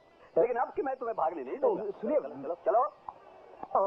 अरे माया, ये वही नौजवान है जिसकी कुंडली अपनी बेटी की कुंडली से मिलती है। बड़ी मुश्किल से मिला है। मिलो, अपने दामाद से मिलो। दामाद? ये मेरा दामाद बनेगा? इसने तो मुझे भूत बनकर डराया था। अच्छा, तुम्हें डराया था? हाँ। भूत बन के? हाँ। वाह, वेरी गुड, वेरी गुड। क्या? I mean impossible. अरे तुम्हें देख के तो असली भूत भी डर जाता है, नकली भूत तुम्हें कैसे डरा सकता है? क्या कहा? नहीं कुछ नहीं। अरे तुम दोनों बड़ों के झगड़े में क्या कर रहे हो? चलो भागो यहाँ से, भागो भागो भागो। अरे क्या किया आपने? क्या कर रहे हो? लोग देख रहे हैं। धन्य हो तेरे मेरे प्यार की। क्या प्यार की? अरे कुंडली। कहाँ की कुंडली? जन्म कुंडली, धर्म कुंडली, कर्म कुंडली, लगन कुंडली, मिल गई रे मिल गई।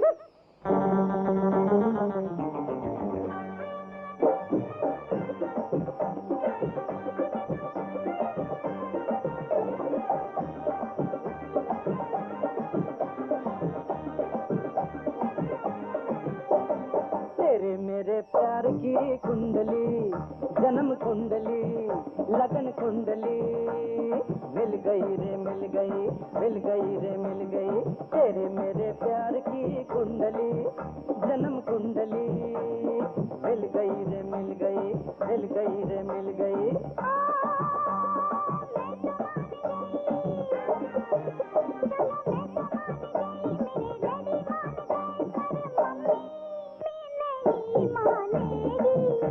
मना लेंगे, पटा लेंगे, मान जाएगी, जान जाएगी, जान जाएगी, मान जाएगी। तेरे मेरे प्यार की कुंडली, जन्म कुंडली, मिल गई रे मिल गई, मिल गई रे मिल गई।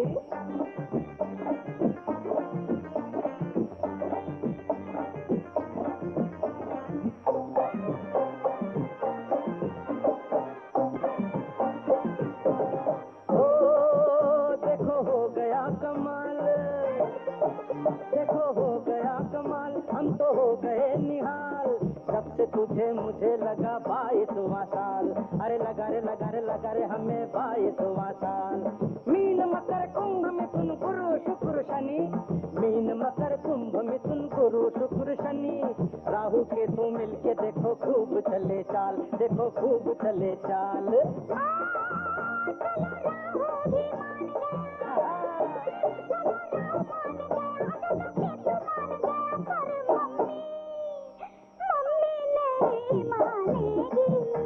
मना लेंगे, पटा लेंगे, मान जाएगी, जान जाएगी, जान जाएगी, मान जाएगी। तेरे मेरे प्यार की कुंडली, जन्म कुंडली, ये मिल गई रे मिल गई, मिल गई रे मिल गई।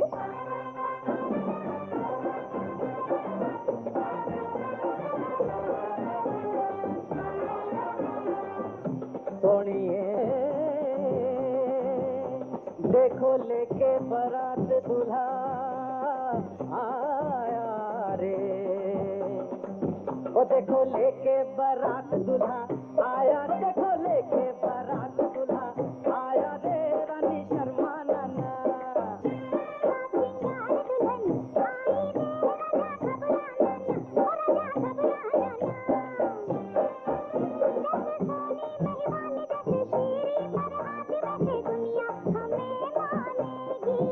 बड़ी दूर दूर दूर होंगे किस्से मशहूर, सारी दुनिया हमें मानेगी, सारी दुनिया हमें मानेगी।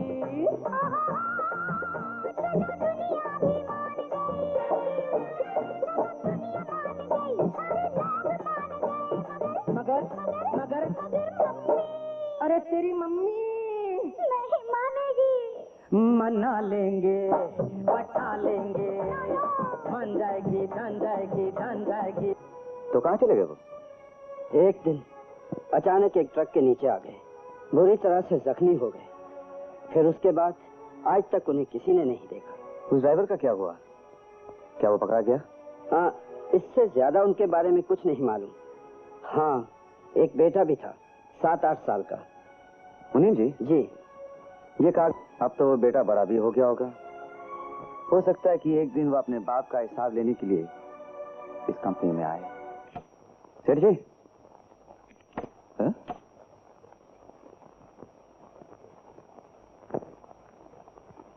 क्या बात है, कुछ परेशान लग रहे हो? हाँ सेठ जी, बात ही कुछ परेशानी की है। दिल में आग लगी हो और जबान को खामोश रखना पड़ता है, किसी कुछ कह भी नहीं सकते। ऐसी क्या बात हो गई? सेठ जी, हम नमक हलाल लोग हैं, जिसका नमक खाते हैं उसके लिए जान देने के लिए वे तैयार हैं, लेकिन इसका मतलब ये नहीं है कि कोई भी बीच चौराहे पे खड़ा होकर आपको गालियां निकाले, बुरा भला कहे और हमारे हाथ से बचकर निकल जाए। मेरे लिए तो ये मरने की बात है। कौन दे रहा था मुझे गालियां? था एक शराबी, बोले ही जा रहा था। शराबी? हाँ सेठ जी, शराब के नशे में धुत लड़खाते हुए चीख चीख कर कह रहा था कि आज से 15 साल पहले इस कंपनी के वफादार नौकर जगदीश को गाड़ी के नीचे कुचल डाला, अपाहिज बना दिया और शहर छोड़ने पर मजबूर कर दिया। क्या? हाँ, और ये भी कह रहा था कि आपने अपने ससुर को ब्लैकमेल करके उसकी बेटी से शादी की और उसकी जायदाद के मालिक बन बैठे। और क्या कह रहा था? इतना कह दे क्या कम था? अरे मैंने तो मार मार के उसका हुलिया बदल डाला। शराब के नशे में था इसलिए छोड़ दिया, नहीं तो जान ले लेता। भाग गया साला। नाम क्या था उस आदमी का? बिरजू। बिरजू? तुम्हें मालूम है कहाँ रहता है वो? पता मालूम है? अगर पता मालूम होता सेठ जी तो उसे घर से उठाकर कब्र में ना गाड़ देता। तुम फिक्र मत करो, ऐसे लोगों को क्या आशा करना चाहिए ये मैं अच्छी तरह जानता हूँ।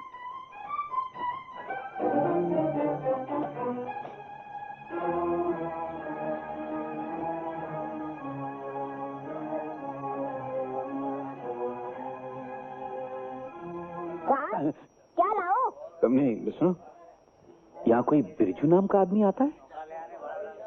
बिरजू नाम का आदमी? हाँ, जो दारू पी के यहाँ रोज गालियाँ बकता है। अजी साहब, यहाँ तो दारू पी के 10 दिन लोग गालियाँ दे के चले जाते हैं। वो नहीं, मोहनलाल नाम के आदमी को माँ बहन की नंगी नंगी गालियाँ देके जाता है। अरे वो बिरजू, वो तो मोहनलाल की माँ बहन की नंगी नंगी गालियाँ निकाल रहा था। मोहनलाल तेरी माँ का। अजी मैं नहीं बोल रहा था, वो बोल रहा था। क्या बोल रहा था? वो बोल रहा था, मोहनलाल तेरी माँ का। अबे मेरे सामने खड़ा मुझे गालियाँ दे रहा है। अच्छा हुआ कोई सुन नहीं रहा था। अबे कमीने, अबे कुत्ते, अबे जलील, मैं तुझे जिंदा नहीं छोड़ूंगा। अबे मैं तेरा खून पी जाऊंगा। अरे जा, अरे मैं कौन? मोहनलाल। मैंने तो आपको पहचाना ही नहीं। मैंने कहा कमीना, कुत्ता, जलील, क्या क्या गंदी गंदी गालियाँ दी। मैंने तो आपको बिरजू समझा। बिरजू? हाँ, वो भी आप ही की तरह कमीना। मेरा मतलब उसकी भी आप ही की तरह दाढ़ी है। आप क्या कर रहे हैं? चलो बताता हूँ। जल्दी हम का भिखा दिया। क्या बात है? मैं उसकी सूरत देखने आया जो मुझे माँ बहन की गंदी गंदी गालियाँ देता है। मैं से मौत की नींद सुला दूंगा। हाँ, जाकर सो जाइए, मैं तो हमेशा के लिए आपको सुला दूंगा। नहीं, मेरा मतलब उस बिरजू को, जिस तरह वो कहता है ना कि आपने ट्रक के नीचे एक वफादार मुलाजिम को कुचल कर अपाहिज बना दिया, उसी तरह मैं भी उसे कुचल कर अपाहिज बना दूंगा। अरे मेरी बात है ना। सो जाइए, हमेशा के लिए सुला दूंगा। बिरजू को। हाँ, बिरजू। बिरजू बिरजू बिरजू बेटा, एक दिन तुझे भी सुलाऊंगा मैं।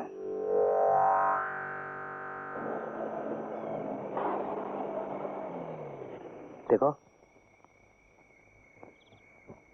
सारी बस्ती आराम से सो रही है, इन्हें जगाना हमारा काम है। तुम्हें पूरा यकीन है कि ये हैंडबिल्स उन सोए हुए लोगों को जगा सकेंगे? मुझे विश्वास है, वो सिर्फ जागेंगे नहीं बल्कि बजरंगी के खिलाफ खड़े भी हो जाएंगे। इन्हें बोनस नहीं मिलेगा, वो काम पर नहीं आएंगे। और सेठ मोहनलाल मर भी जाएंगे लेकिन बोनस नहीं देंगे। तो फिर चलिए हम अपना काम शुरू करते हैं।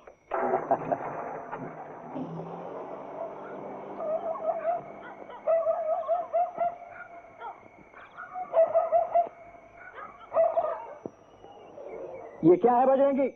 क्या? ये कागज का टुकड़ा क्या कह रहा है? खबरदार होशियार, तुम्हारा बजरंगी मालिकों से मिल गया है। अब वो ना तुम्हारे लिए बोनस की बात करेगा और ना ही उनके खिलाफ आवाज उठाएगा। अब भी मौका है, समझ जाओ वरना बर्बाद हो जाओगे। अरे फेंक ये सब बेकार भंकस है। तुम लोग मेरे बजरंगी को इतना बेईमान समझते हो? तुम्हारी ए चंपा चुप। भाइयों, तुम लोगों को इस कागज के टुकड़े पे विश्वास है लेकिन अपने बजरंगी पे भरोसा नहीं है, क्यों? तो हम लोगों को बोनस क्यों नहीं दिलवाते हो? हम लोग काम नहीं करेंगे। ठीक है, अगर आप सबका यही फैसला है तो मेरा फैसला भी यही है। आज से काम नहीं होगा। नमस्ते सेठ जी। सारे बजरंगी, आने में कुछ देर हो गई। ठीक है सेठ जी, देर भले हो जाए लेकिन अंधेर नहीं होना चाहिए, इस बात का ध्यान रखिए आप। अब बताइए आप मुझे किस लिए बुलाया? मजदूरों ने हड़ताल कर रखी है। मैं जानता हूँ। और उस हड़ताल की जंजीर को काटने के लिए मैं ये हथियार लाया हूँ। सेठ जी, वो जंजीर ना तो किसी हथियार से कट सकती है और ना ही तलवार से। अगर कट सकती है तो सिर्फ एक चीज से, और वो है उनके दिलों में प्यार का जागना। और वो प्यार तभी जाग सकता है जब आप उनके पेट में रोटी डालेंगे, उनके हक देंगे, उनकी मांगे पूरी करेंगे। बजरंगी, इस बैग में मैं मजदूरों का हक, उनका बोनस, उनकी रोटी सब समेट कर लाया हूँ। ये देखो।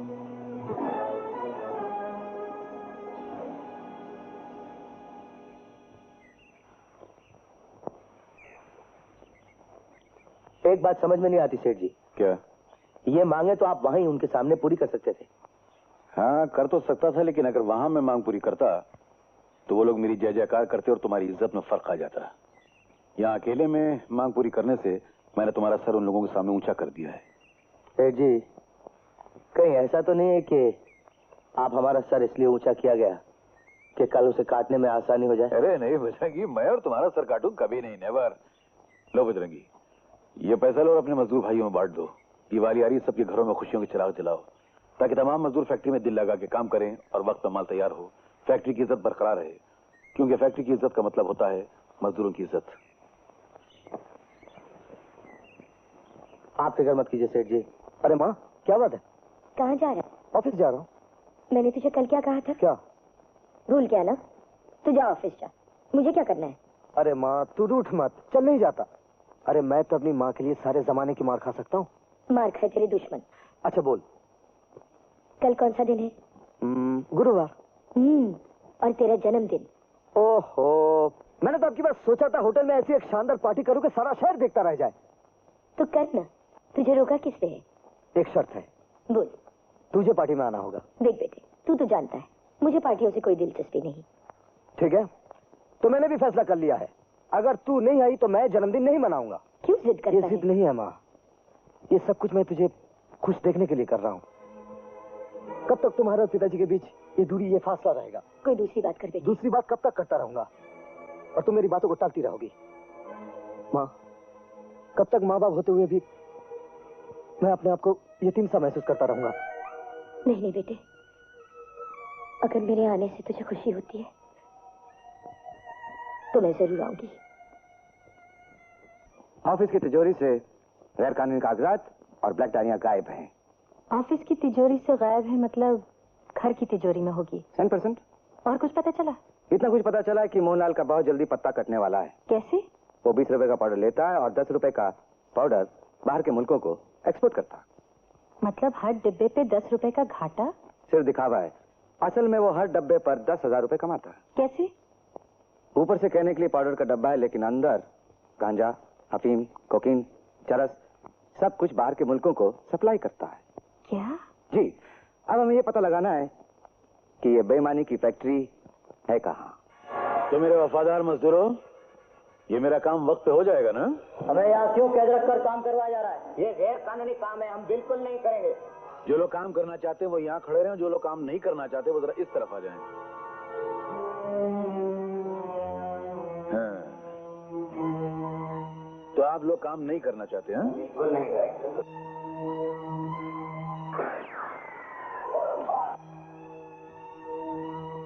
शाबाश। इस गोली की आवाज से अपनी मौत का ऐलान सुनने के बाद भी तुम लोगों ने अपना इरादा नहीं बदला? बिल्कुल नहीं बदला। हम तुम्हारी बहादुरी की दाद देते हैं और इनाम के तौर पर कुछ गोलियां तुम्हारे सीने में दाग देते हैं।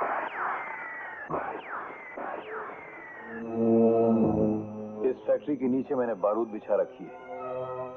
अगर मेरा काम ठीक वक्त पे नहीं हुआ तो यहाँ एक खुफिया बटन है जिसे मैं दबाऊंगा। इस फैक्ट्री के साथ तुम सब शीतड़े बन के हवा में उड़ जाओ, भी याद रखना। जाओ काम शुरू करो। अरे कमाल है, पिक्चर शुरू होने में सिर्फ 10 मिनट बाकी है और तुम अभी तक तैयार नहीं हुई। मैं नहीं जाती पिक्चर। क्यों? क्योंकि तुम बहाने से मुझे पिक्चर ले जाते हो और वहाँ छेड़खानी शुरू करते हो और लोग पर्दे की पिक्चर भूलकर हमारी पिक्चर देखने लगते हैं। इसका मतलब ये हुआ तुम पिक्चर नहीं जाओगी? जाऊंगी, जरूर जाऊंगी, लेकिन अभी नहीं, शादी के बाद। तो ठीक है, जल्दी से शादी कर लेते हैं, उसके बाद पिक्चर चलते हैं। इतनी जल्दी है क्या? अरे सो तो है। तो अपने डैडी से कहो पहले मेरे डैडी से आके मिले, तुम्हारे लिए मेरा हाथ मांगे। अरे हाथ मांगने की बात है ना, ये लो पकड़ लिया। ऐसे नहीं बाबा। तो पहले अपने डैडी को मेरे घर पे भेजो। देखो, मेरे डैडी मेरे हाथ में नहीं आते, तो तुम्हारे हाथ मांगने कैसे आ जाएंगे? ये मैं नहीं जानती, लेकिन तुम्हारे डैडी का मेरे डैडी से मिलना बहुत जरूरी है, बस। वो ठीक है, इसका मतलब माँ से मिला देते हैं। तो चलो अभी चल के मिल लेते हैं। इन कपड़ों में? क्यों? अरे मेरी माताजी को बहू चाहिए, दामाद नहीं। देखो, अच्छा मैं साड़ी पहन के आती हूँ। अरे सुनो तो, अभी नहीं, मेरे जन्मदिन पर। हाँ तुम्हारा जन्मदिन। अच्छा मैं तुम्हारे लिए क्या तोहफा लाऊं? मैं दिल थाम कर तुम्हारा इंतजार करूंगा। लेडीज एंड जेंटलमैन, आज हम सब सेठ मोहनलाल के इकलौते बेटे मिस्टर रणधीर की सालगिरह मनाने के लिए जमा हुए हैं और इस खुशी को दोबाला करने के लिए मैं आपको एक और खुशखबरी सुनाना चाहती हूँ। और वो खुशखबरी ये है कि अरे ठहरो ठहरो, अगर सब खुश खबरें तुम सुनाओगे तो हम क्या खबर सुनाएंगे? आधी तुम आधी हम। हाँ तो लेडीज एंड जेंटलमैन, और एक खुश खबर ये है कि सेठ मोहनलाल के इकलौते बेटे के साथ हमारी इकलौती बेटी माया की शादी हो रही है। अरे ये क्या बकवास कर रहे हो? माया तो मेरा नाम है। अपनी पत्नी की शादी अपने दामाद से करा रहे हो? Oh sorry sorry, wrong, my mistake. तो लेडीज एंड जेंटलमैन, खुशखबरी ये है कि सेठ मोहनलाल के इकलौते बेटे के साथ हमारी बेटी दीप्ति की शादी हो रही है। तो give them a big hand.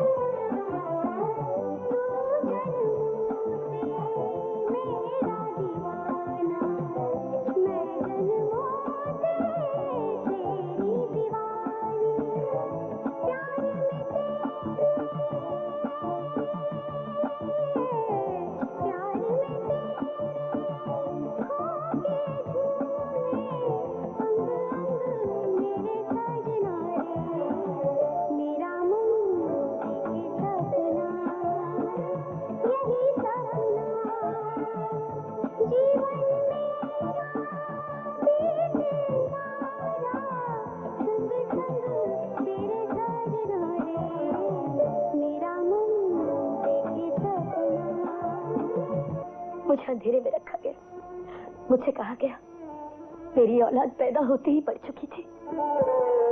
आज मुझे पता चला मेरी बेटी जिंदा है। और वो तुम हो।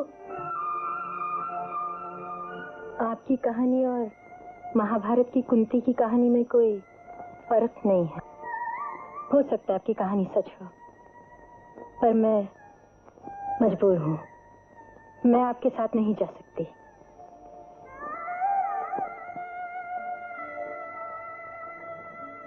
मैं जानती हूँ, लेकिन मेरा आशीर्वाद हमेशा तुम्हारे साथ रहेगा।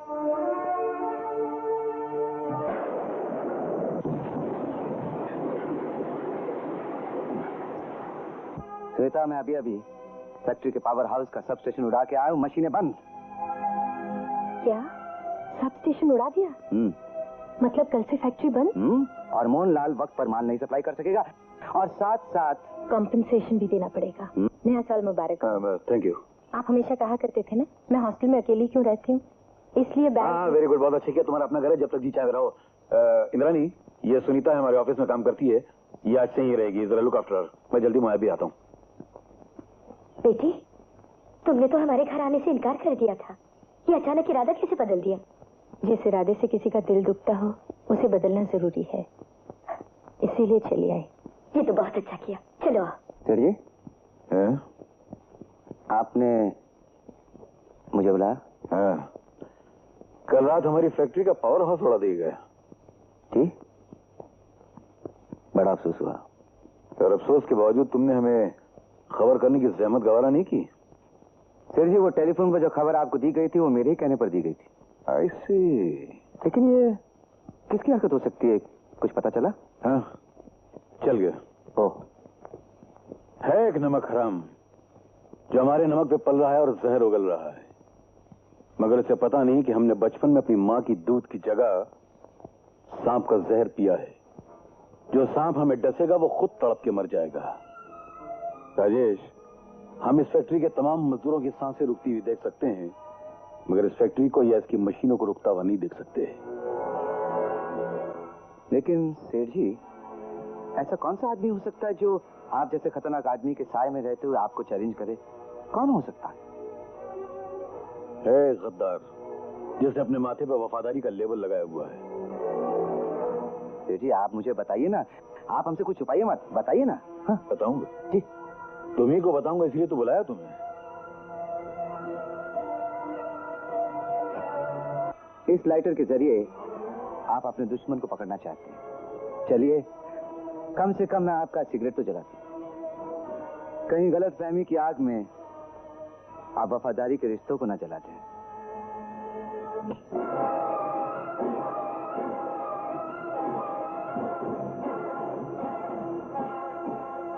ये लाइटर जान गए ना? है कोई जवाब? सेठ जी, इस दुनिया में तो इंसान के हम शक्ल मिल जाते हैं, ये तो फिर भी लाइटर हैं, और वो भी फैक्ट्री के बनाए हुए हैं।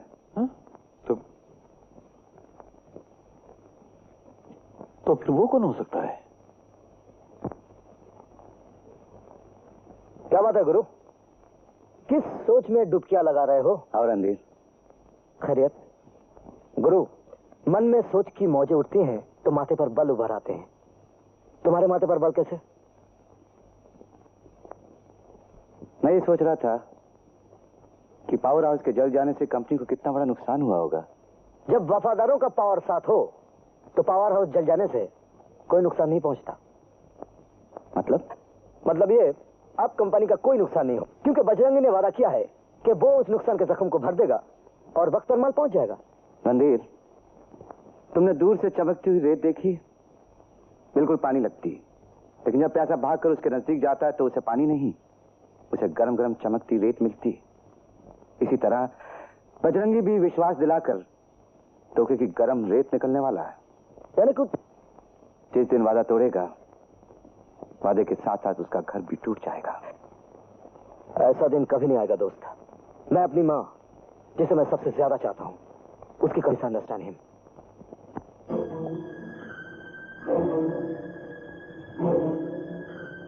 बजरंगी। मैनेजर साहब, आप यहाँ इतनी रात को? बस यही देखने आया था कि काम वाम ठीक ठाक चल रहा है कि नहीं। माल वक्त पे तैयार हो जाएगा, फिक्र मत कीजिए। फिक्र करने का सवाल ही पैदा नहीं होता। या तुम जैसे ईमानदार, वफादार और नमक हलाल जैसे लोग कंपनी का बोझ उठाए अपने कंधे पर हैं, तो नफे की इमारत में दरार पड़ने का सवाल ही पैदा नहीं होता। मैनेजर साहब, आप नमक हलाल, ईमानदार, वफादार कुछ इस अंदाज में कह रहे हैं जैसे कोई माँ बहन की गालियां दे रहा हो। आपकी बातों से मुझे जलन की बू आती है। ये तो वक्त वक्त की बात है। आज मेरे जुमलों में तुम्हें जलन की बू आती है, लेकिन कल जब तुम मेहनत और ईमानदारी से दिन रात काम करोगे और तुम्हें उसका फल नहीं मिलेगा, तुम्हारी मांगे पूरी नहीं होंगी, तो तुम्हारे जुमलों में भी बू आएगी। लगता है आपका और सेठ का 36 का आंकड़ा है जो आप हमें भड़काने की कोशिश कर रहे हैं। लेकिन एक बात याद रखिए, हम लोग सेठ से दबने वाले नहीं हैं। आप शायद भूल रहे हैं, सेठ जी ने हमें दिवाली का बोनस दिया था। बोनस सेठ जी ने अपनी मर्जी से नहीं दिया था, वो हैंड बिल्स की वजह से दिया था, जिसे पढ़कर मजदूर भड़क उठे थे। जानते हो, मजदूरों को भड़काने के लिए वो हैंड बिल्स किसने बांटे थे? मैंने। तुमको तो शर्म आनी चाहिए। शर्म तो मोहनलाल को आनी चाहिए, जिसने इस कंपनी का असली मालिक रतनलाल का खून किया। शर्म तो मोहनलाल को आनी चाहिए, जिसने मजदूरों के लिए आवाज उठाने वाले गोविंद चाचा को हमेशा हमेशा के लिए खामोश कर दिया। झूठ झूठ झूठ। गोविंद चाचा की मौत में मोहनलाल का हाथ नहीं था। मोहनलाल का हाथ था, ये सच है। मोहनलाल की फैक्ट्री में उसके काफी वफादार कुत्ते हैं, जैसे हरकुलस, जिसने मोहनलाल के इशारे पर गोविंद चाचा का खून कर दिया। हरकुलस ने? चंपा के पिता। गोविंद चाचा के खून के बाद कभी हरकुलस को इस फैक्ट्री में देखा है? नहीं, आप ठीक कहते हैं, मैंने नहीं देखा कभी। ये इंसानी खाल पहने खूंखार बेड़िया आहिस्ता आहिस्ता तुम गरीबों का खून पी जाएगा। अब भी कुछ करो। उनको खत्म करने के लिए मेरी पिस्तौल से गोली तो निकल चुकी है, लेकिन निशाने तक पहुंचने के लिए थोड़ा सा वक्त लगेगा। इसलिए मैं चाहता हूं कि तुम लोग मेरा साथ दो। साथ?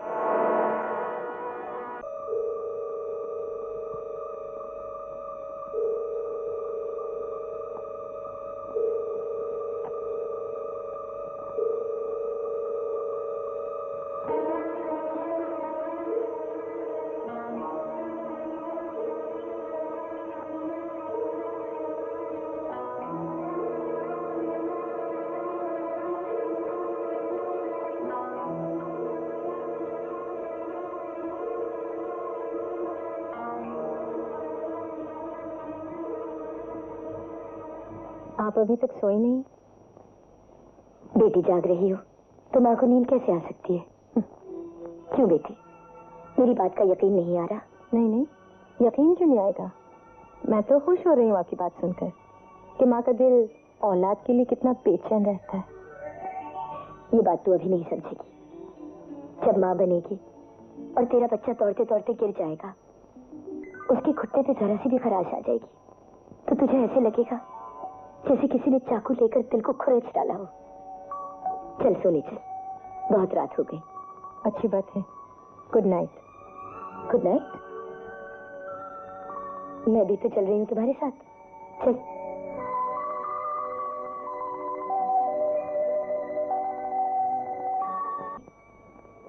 अब मैं बड़ी हो गई हूँ। मैंने तेरा बचपन देखा ही नहीं, तू बड़ी कैसे हो गई?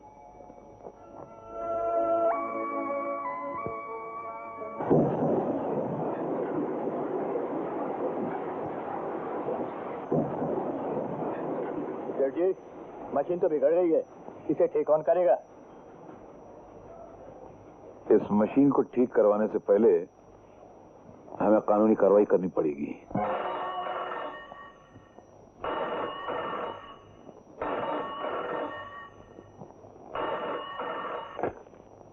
हेलो। कौन? सुनीता? हाँ, सुनीता बोल रही हूँ। मोहनलाल की तिजोरी में से वो गैर कानूनी कागजात और वो ब्लैक डायरियां हासिल करनी होगी। लेकिन तिजोरी की चाबियों का इंतजाम किसी भी तरह तुम्हें करना होगा।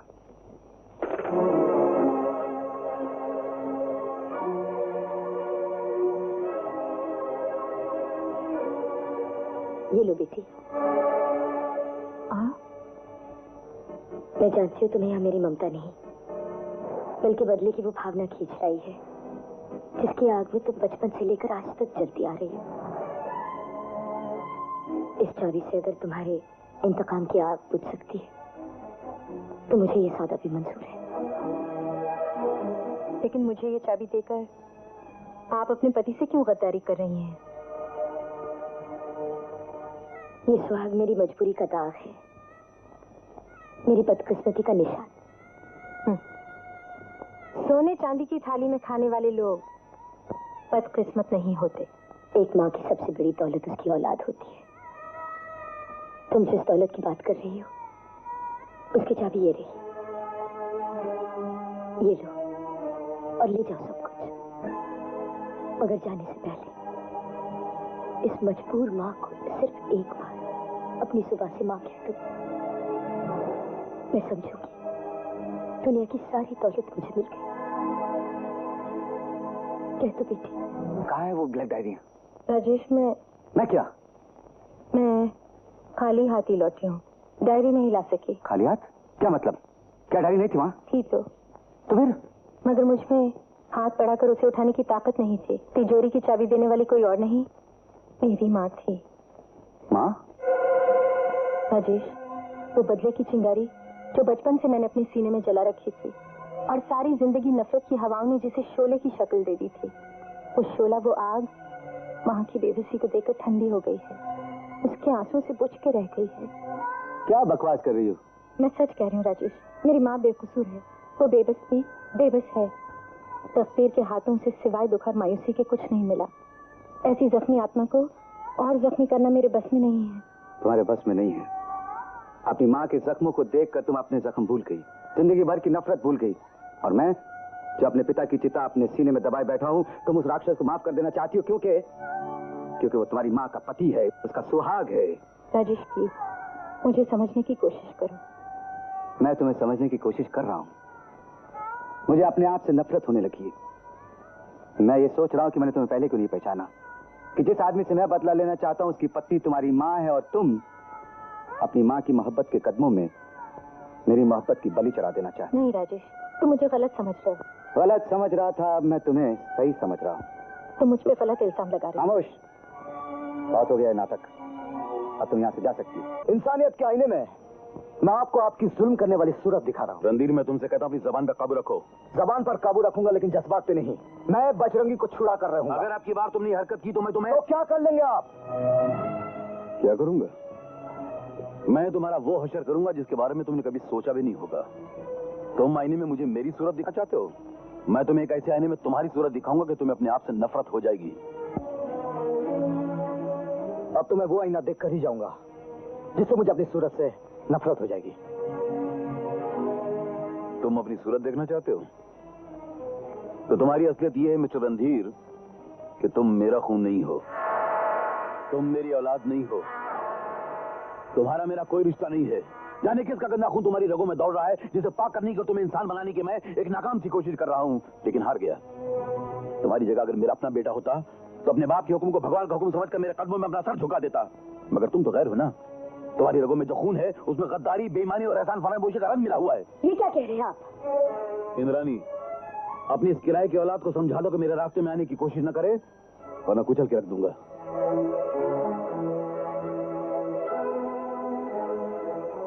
अमीर को गरीब होते देखा था, आज माँ बाप होते हुए अनाथ होते पहली बार देख रहा हूँ। माँ, ये सच है कि तू मेरा खून नहीं है माँ, लेकिन मेरी रगों में दौड़ने वाले हर कतरे पर सिर्फ तेरा ही नाम लिखा है।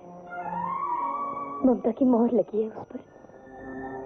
अगर तू न मिला होता तो मैं कब की मर गई होती। मतलब मैं... हाँ बेटे, शादी की रात मैं जिंदगी से तंग आकर खुदकुशी करने निकली थी कि अचानक मेरे कदम रुक गए। एक बच्चे के रोने की आवाज सुनाई दी। वो बेचारा फुटपाथ के किनारे पड़ा अकेला रो रहा था। आखिर मैं भी मां थी। लेकिन... हाँ बेटे, मैंने पहले भी एक औलाद को जन्म दिया था और वो मुझसे बिछड़ गया था। उस बच्चे की आवाज में मुझे मेरे बच्चे की आवाज सुनाई देने लगी। उसकी सूरत में मुझे मेरे बच्चे की सूरत नजर आने लगी। मुझे ऐसे लगा मुझसे अपनी ममता का हक मांग रहा है। मैं उसे सीने से लगा लिया और वो हंस पड़ा और उसकी वो मुस्कुराहट में मेरे सारे दुख डूब गए। वो बच्चा और कोई नहीं, तू ही है बेटा, और वो औलाद जिसको खोकर मैंने तुम्हें पाया वो सुनीता है। बेटा, बेटा,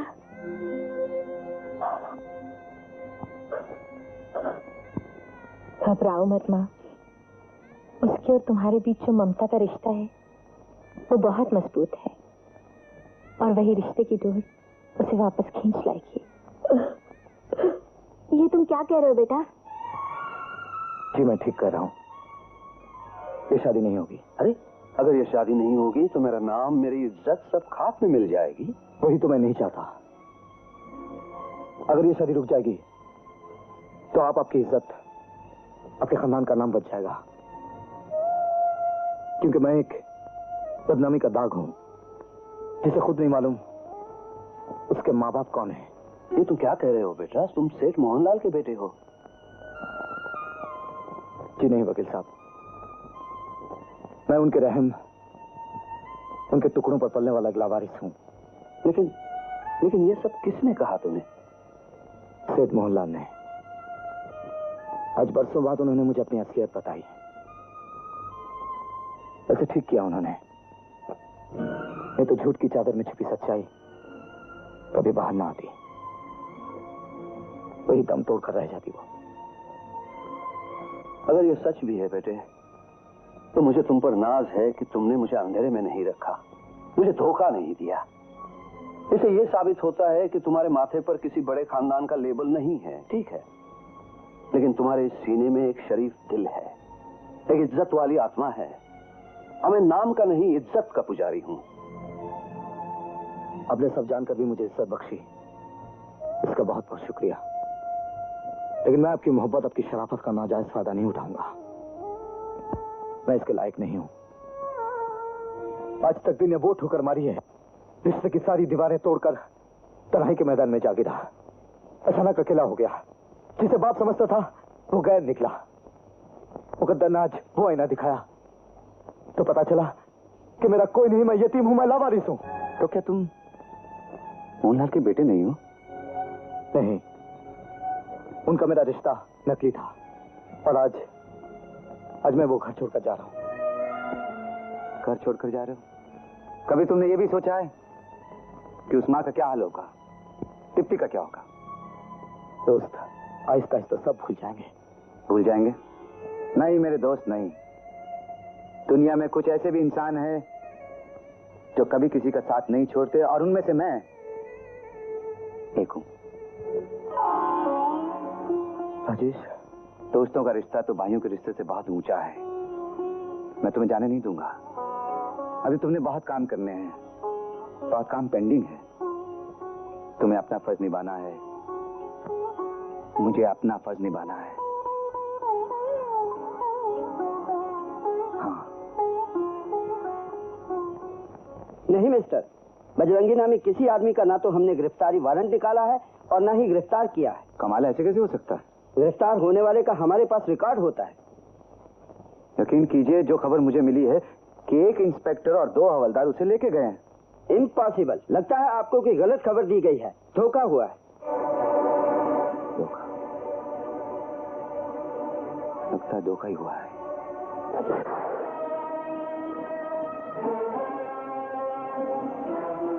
सेठ जी, आप यहाँ? जी हाँ, मैं। लेकिन मुझे क्यों बुलाया गया यहाँ ऐसे? ये मशीन बिगड़ गई, इसको जरा ठीक करना है। मुझे बनाया गया है बिगड़ी हुई मशीनों को ठीक करने के लिए, लेकिन जरा आपकी मशीन बनाने में थोड़ा टाइम लगेगा। मेरा मतलब है टाइम लगेगा थोड़ा। टाइम? जी, वो क्या है कि आपके आदमी मुझे उठा के ले आए, लेकिन मैं अपने औजार साथ नहीं लाया। तो आप 1 मिनट इंतजार कीजिए, मैं 2 मिनट में औजार लेके आता हूँ। हाँ महाराज, जल्दी क्या है, मैं मंगवा देता हूँ। सुनो, इसके औजार लेकर आओ। थोड़ी गड़बड़ है ना, वो इनको कैसे मालूम पड़ेगा कौन सा हथियार किधर फिट होता है? गड़बड़ है थोड़ी। ये क्या कर रही हो बेटी? मेरी माँ जो इस कैद खाने में बरसों से उम्र कैद की सजा काट रही है, उसे छुड़ा के ले जा रही हूँ। नहीं बेटी नहीं, मुझे मेरे हाल पर छोड़ दो। नहीं माँ, अगर मोहनलाल को पता चल गया कि मैं तुम्हारी औलाद हूँ और उसके पुराने दुश्मन दिनेश की बेटी, तो वो तुम्हें भी मार डालेगा और मुझे लेगी। इतने बरसों बाद तो मिली हो तुम, तुम्हें कैसे गवा सकती हूँ मैं? तुम्हें तो सुख की जिंदगी देना चाहती हूँ मैं। चलो माँ, तुम्हें मेरी कसम। मगर मेरे रणधीर का क्या होगा? वो अपनी माँ को ढूंढता हुआ तुम्हारे तक जरूर पहुंच जाएगा। चलो माँ।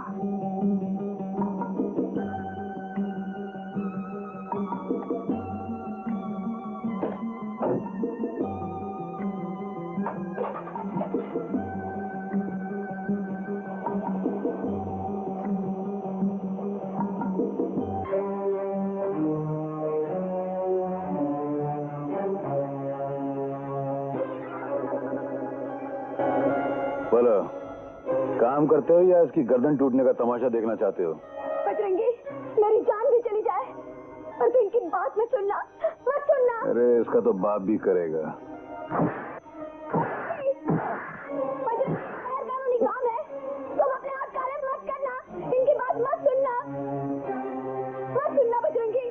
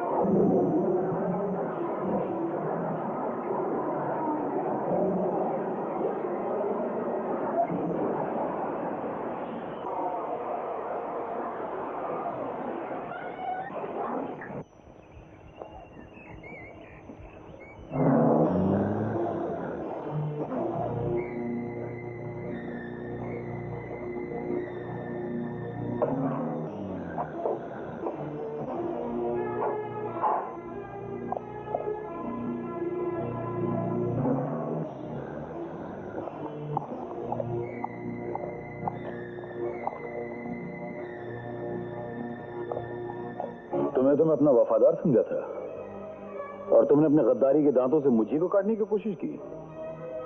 अब देखना ये मोहनलाल जिसके बाल बाल में सुअर का बाल है, तुम दोनों माँ बेटी का क्या अंजाम करता है, क्या हशर करता है। सुनो मोहनलाल, मौत से कम तुम करोगे नहीं और मौत से ज्यादा कर नहीं सकते।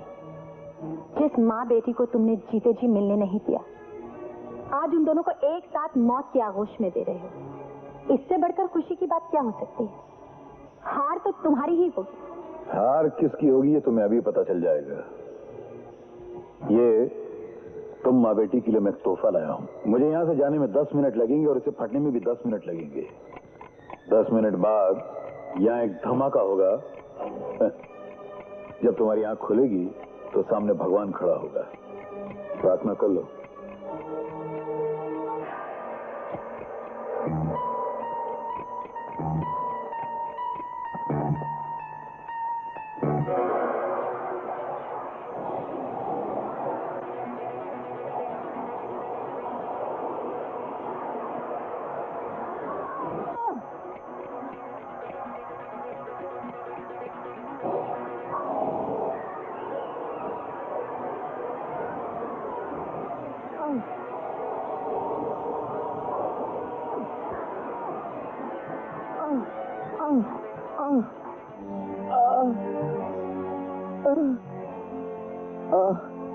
मेरा पैर,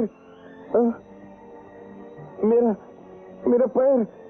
इन्हीं पैरों को कुचलने के लिए तो मैं जिंदगी भर इंतकाम की आग में जलता रहा। याद कर मोहनलाल, मेरा एक दिन इसी तरह तूने एक शरीफ इंसान को अपाहिज बनाया था। याद कर। क्या याद करूं? याद कर जगदीश बाबू को। अपनी याददाश्त पर। उससे तुम्हारा क्या संबंध है? संबंध? अरे संबंध मेरे खून का है, मेरी आत्मा का है। मैं उसका बेटा हूं। बेटा? तुम उसके बेटे हो? हाँ बेटा, इसीलिए आज मैंने तुझे अपाहिज बनाकर अपने पिता का बदला ले लिया है। नहीं, मुझे माफ कर दो, माफ कर दो मुझे माफ कर दो।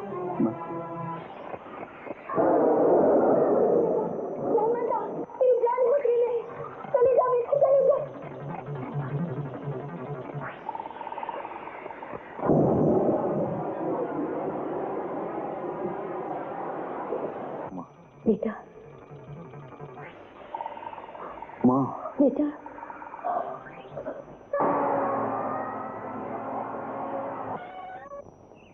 इंस्पेक्टर साहब, ये रहा आपका तोहफा। हमने माना कि घिसी पिटी चीज किसी को तोहफे में नहीं देते, लेकिन क्या करें, ये अपनी आदतों की वजह से पिटे पिटाए हैं। गर्दन सलामत है, फंदा फिट हो जाएगा। नायक, इसे ले चलो पुलिस स्टेशन। ले जाइए। वो देखो लेके बारात दूल्हा आया रे, रानी शर्मा नाना।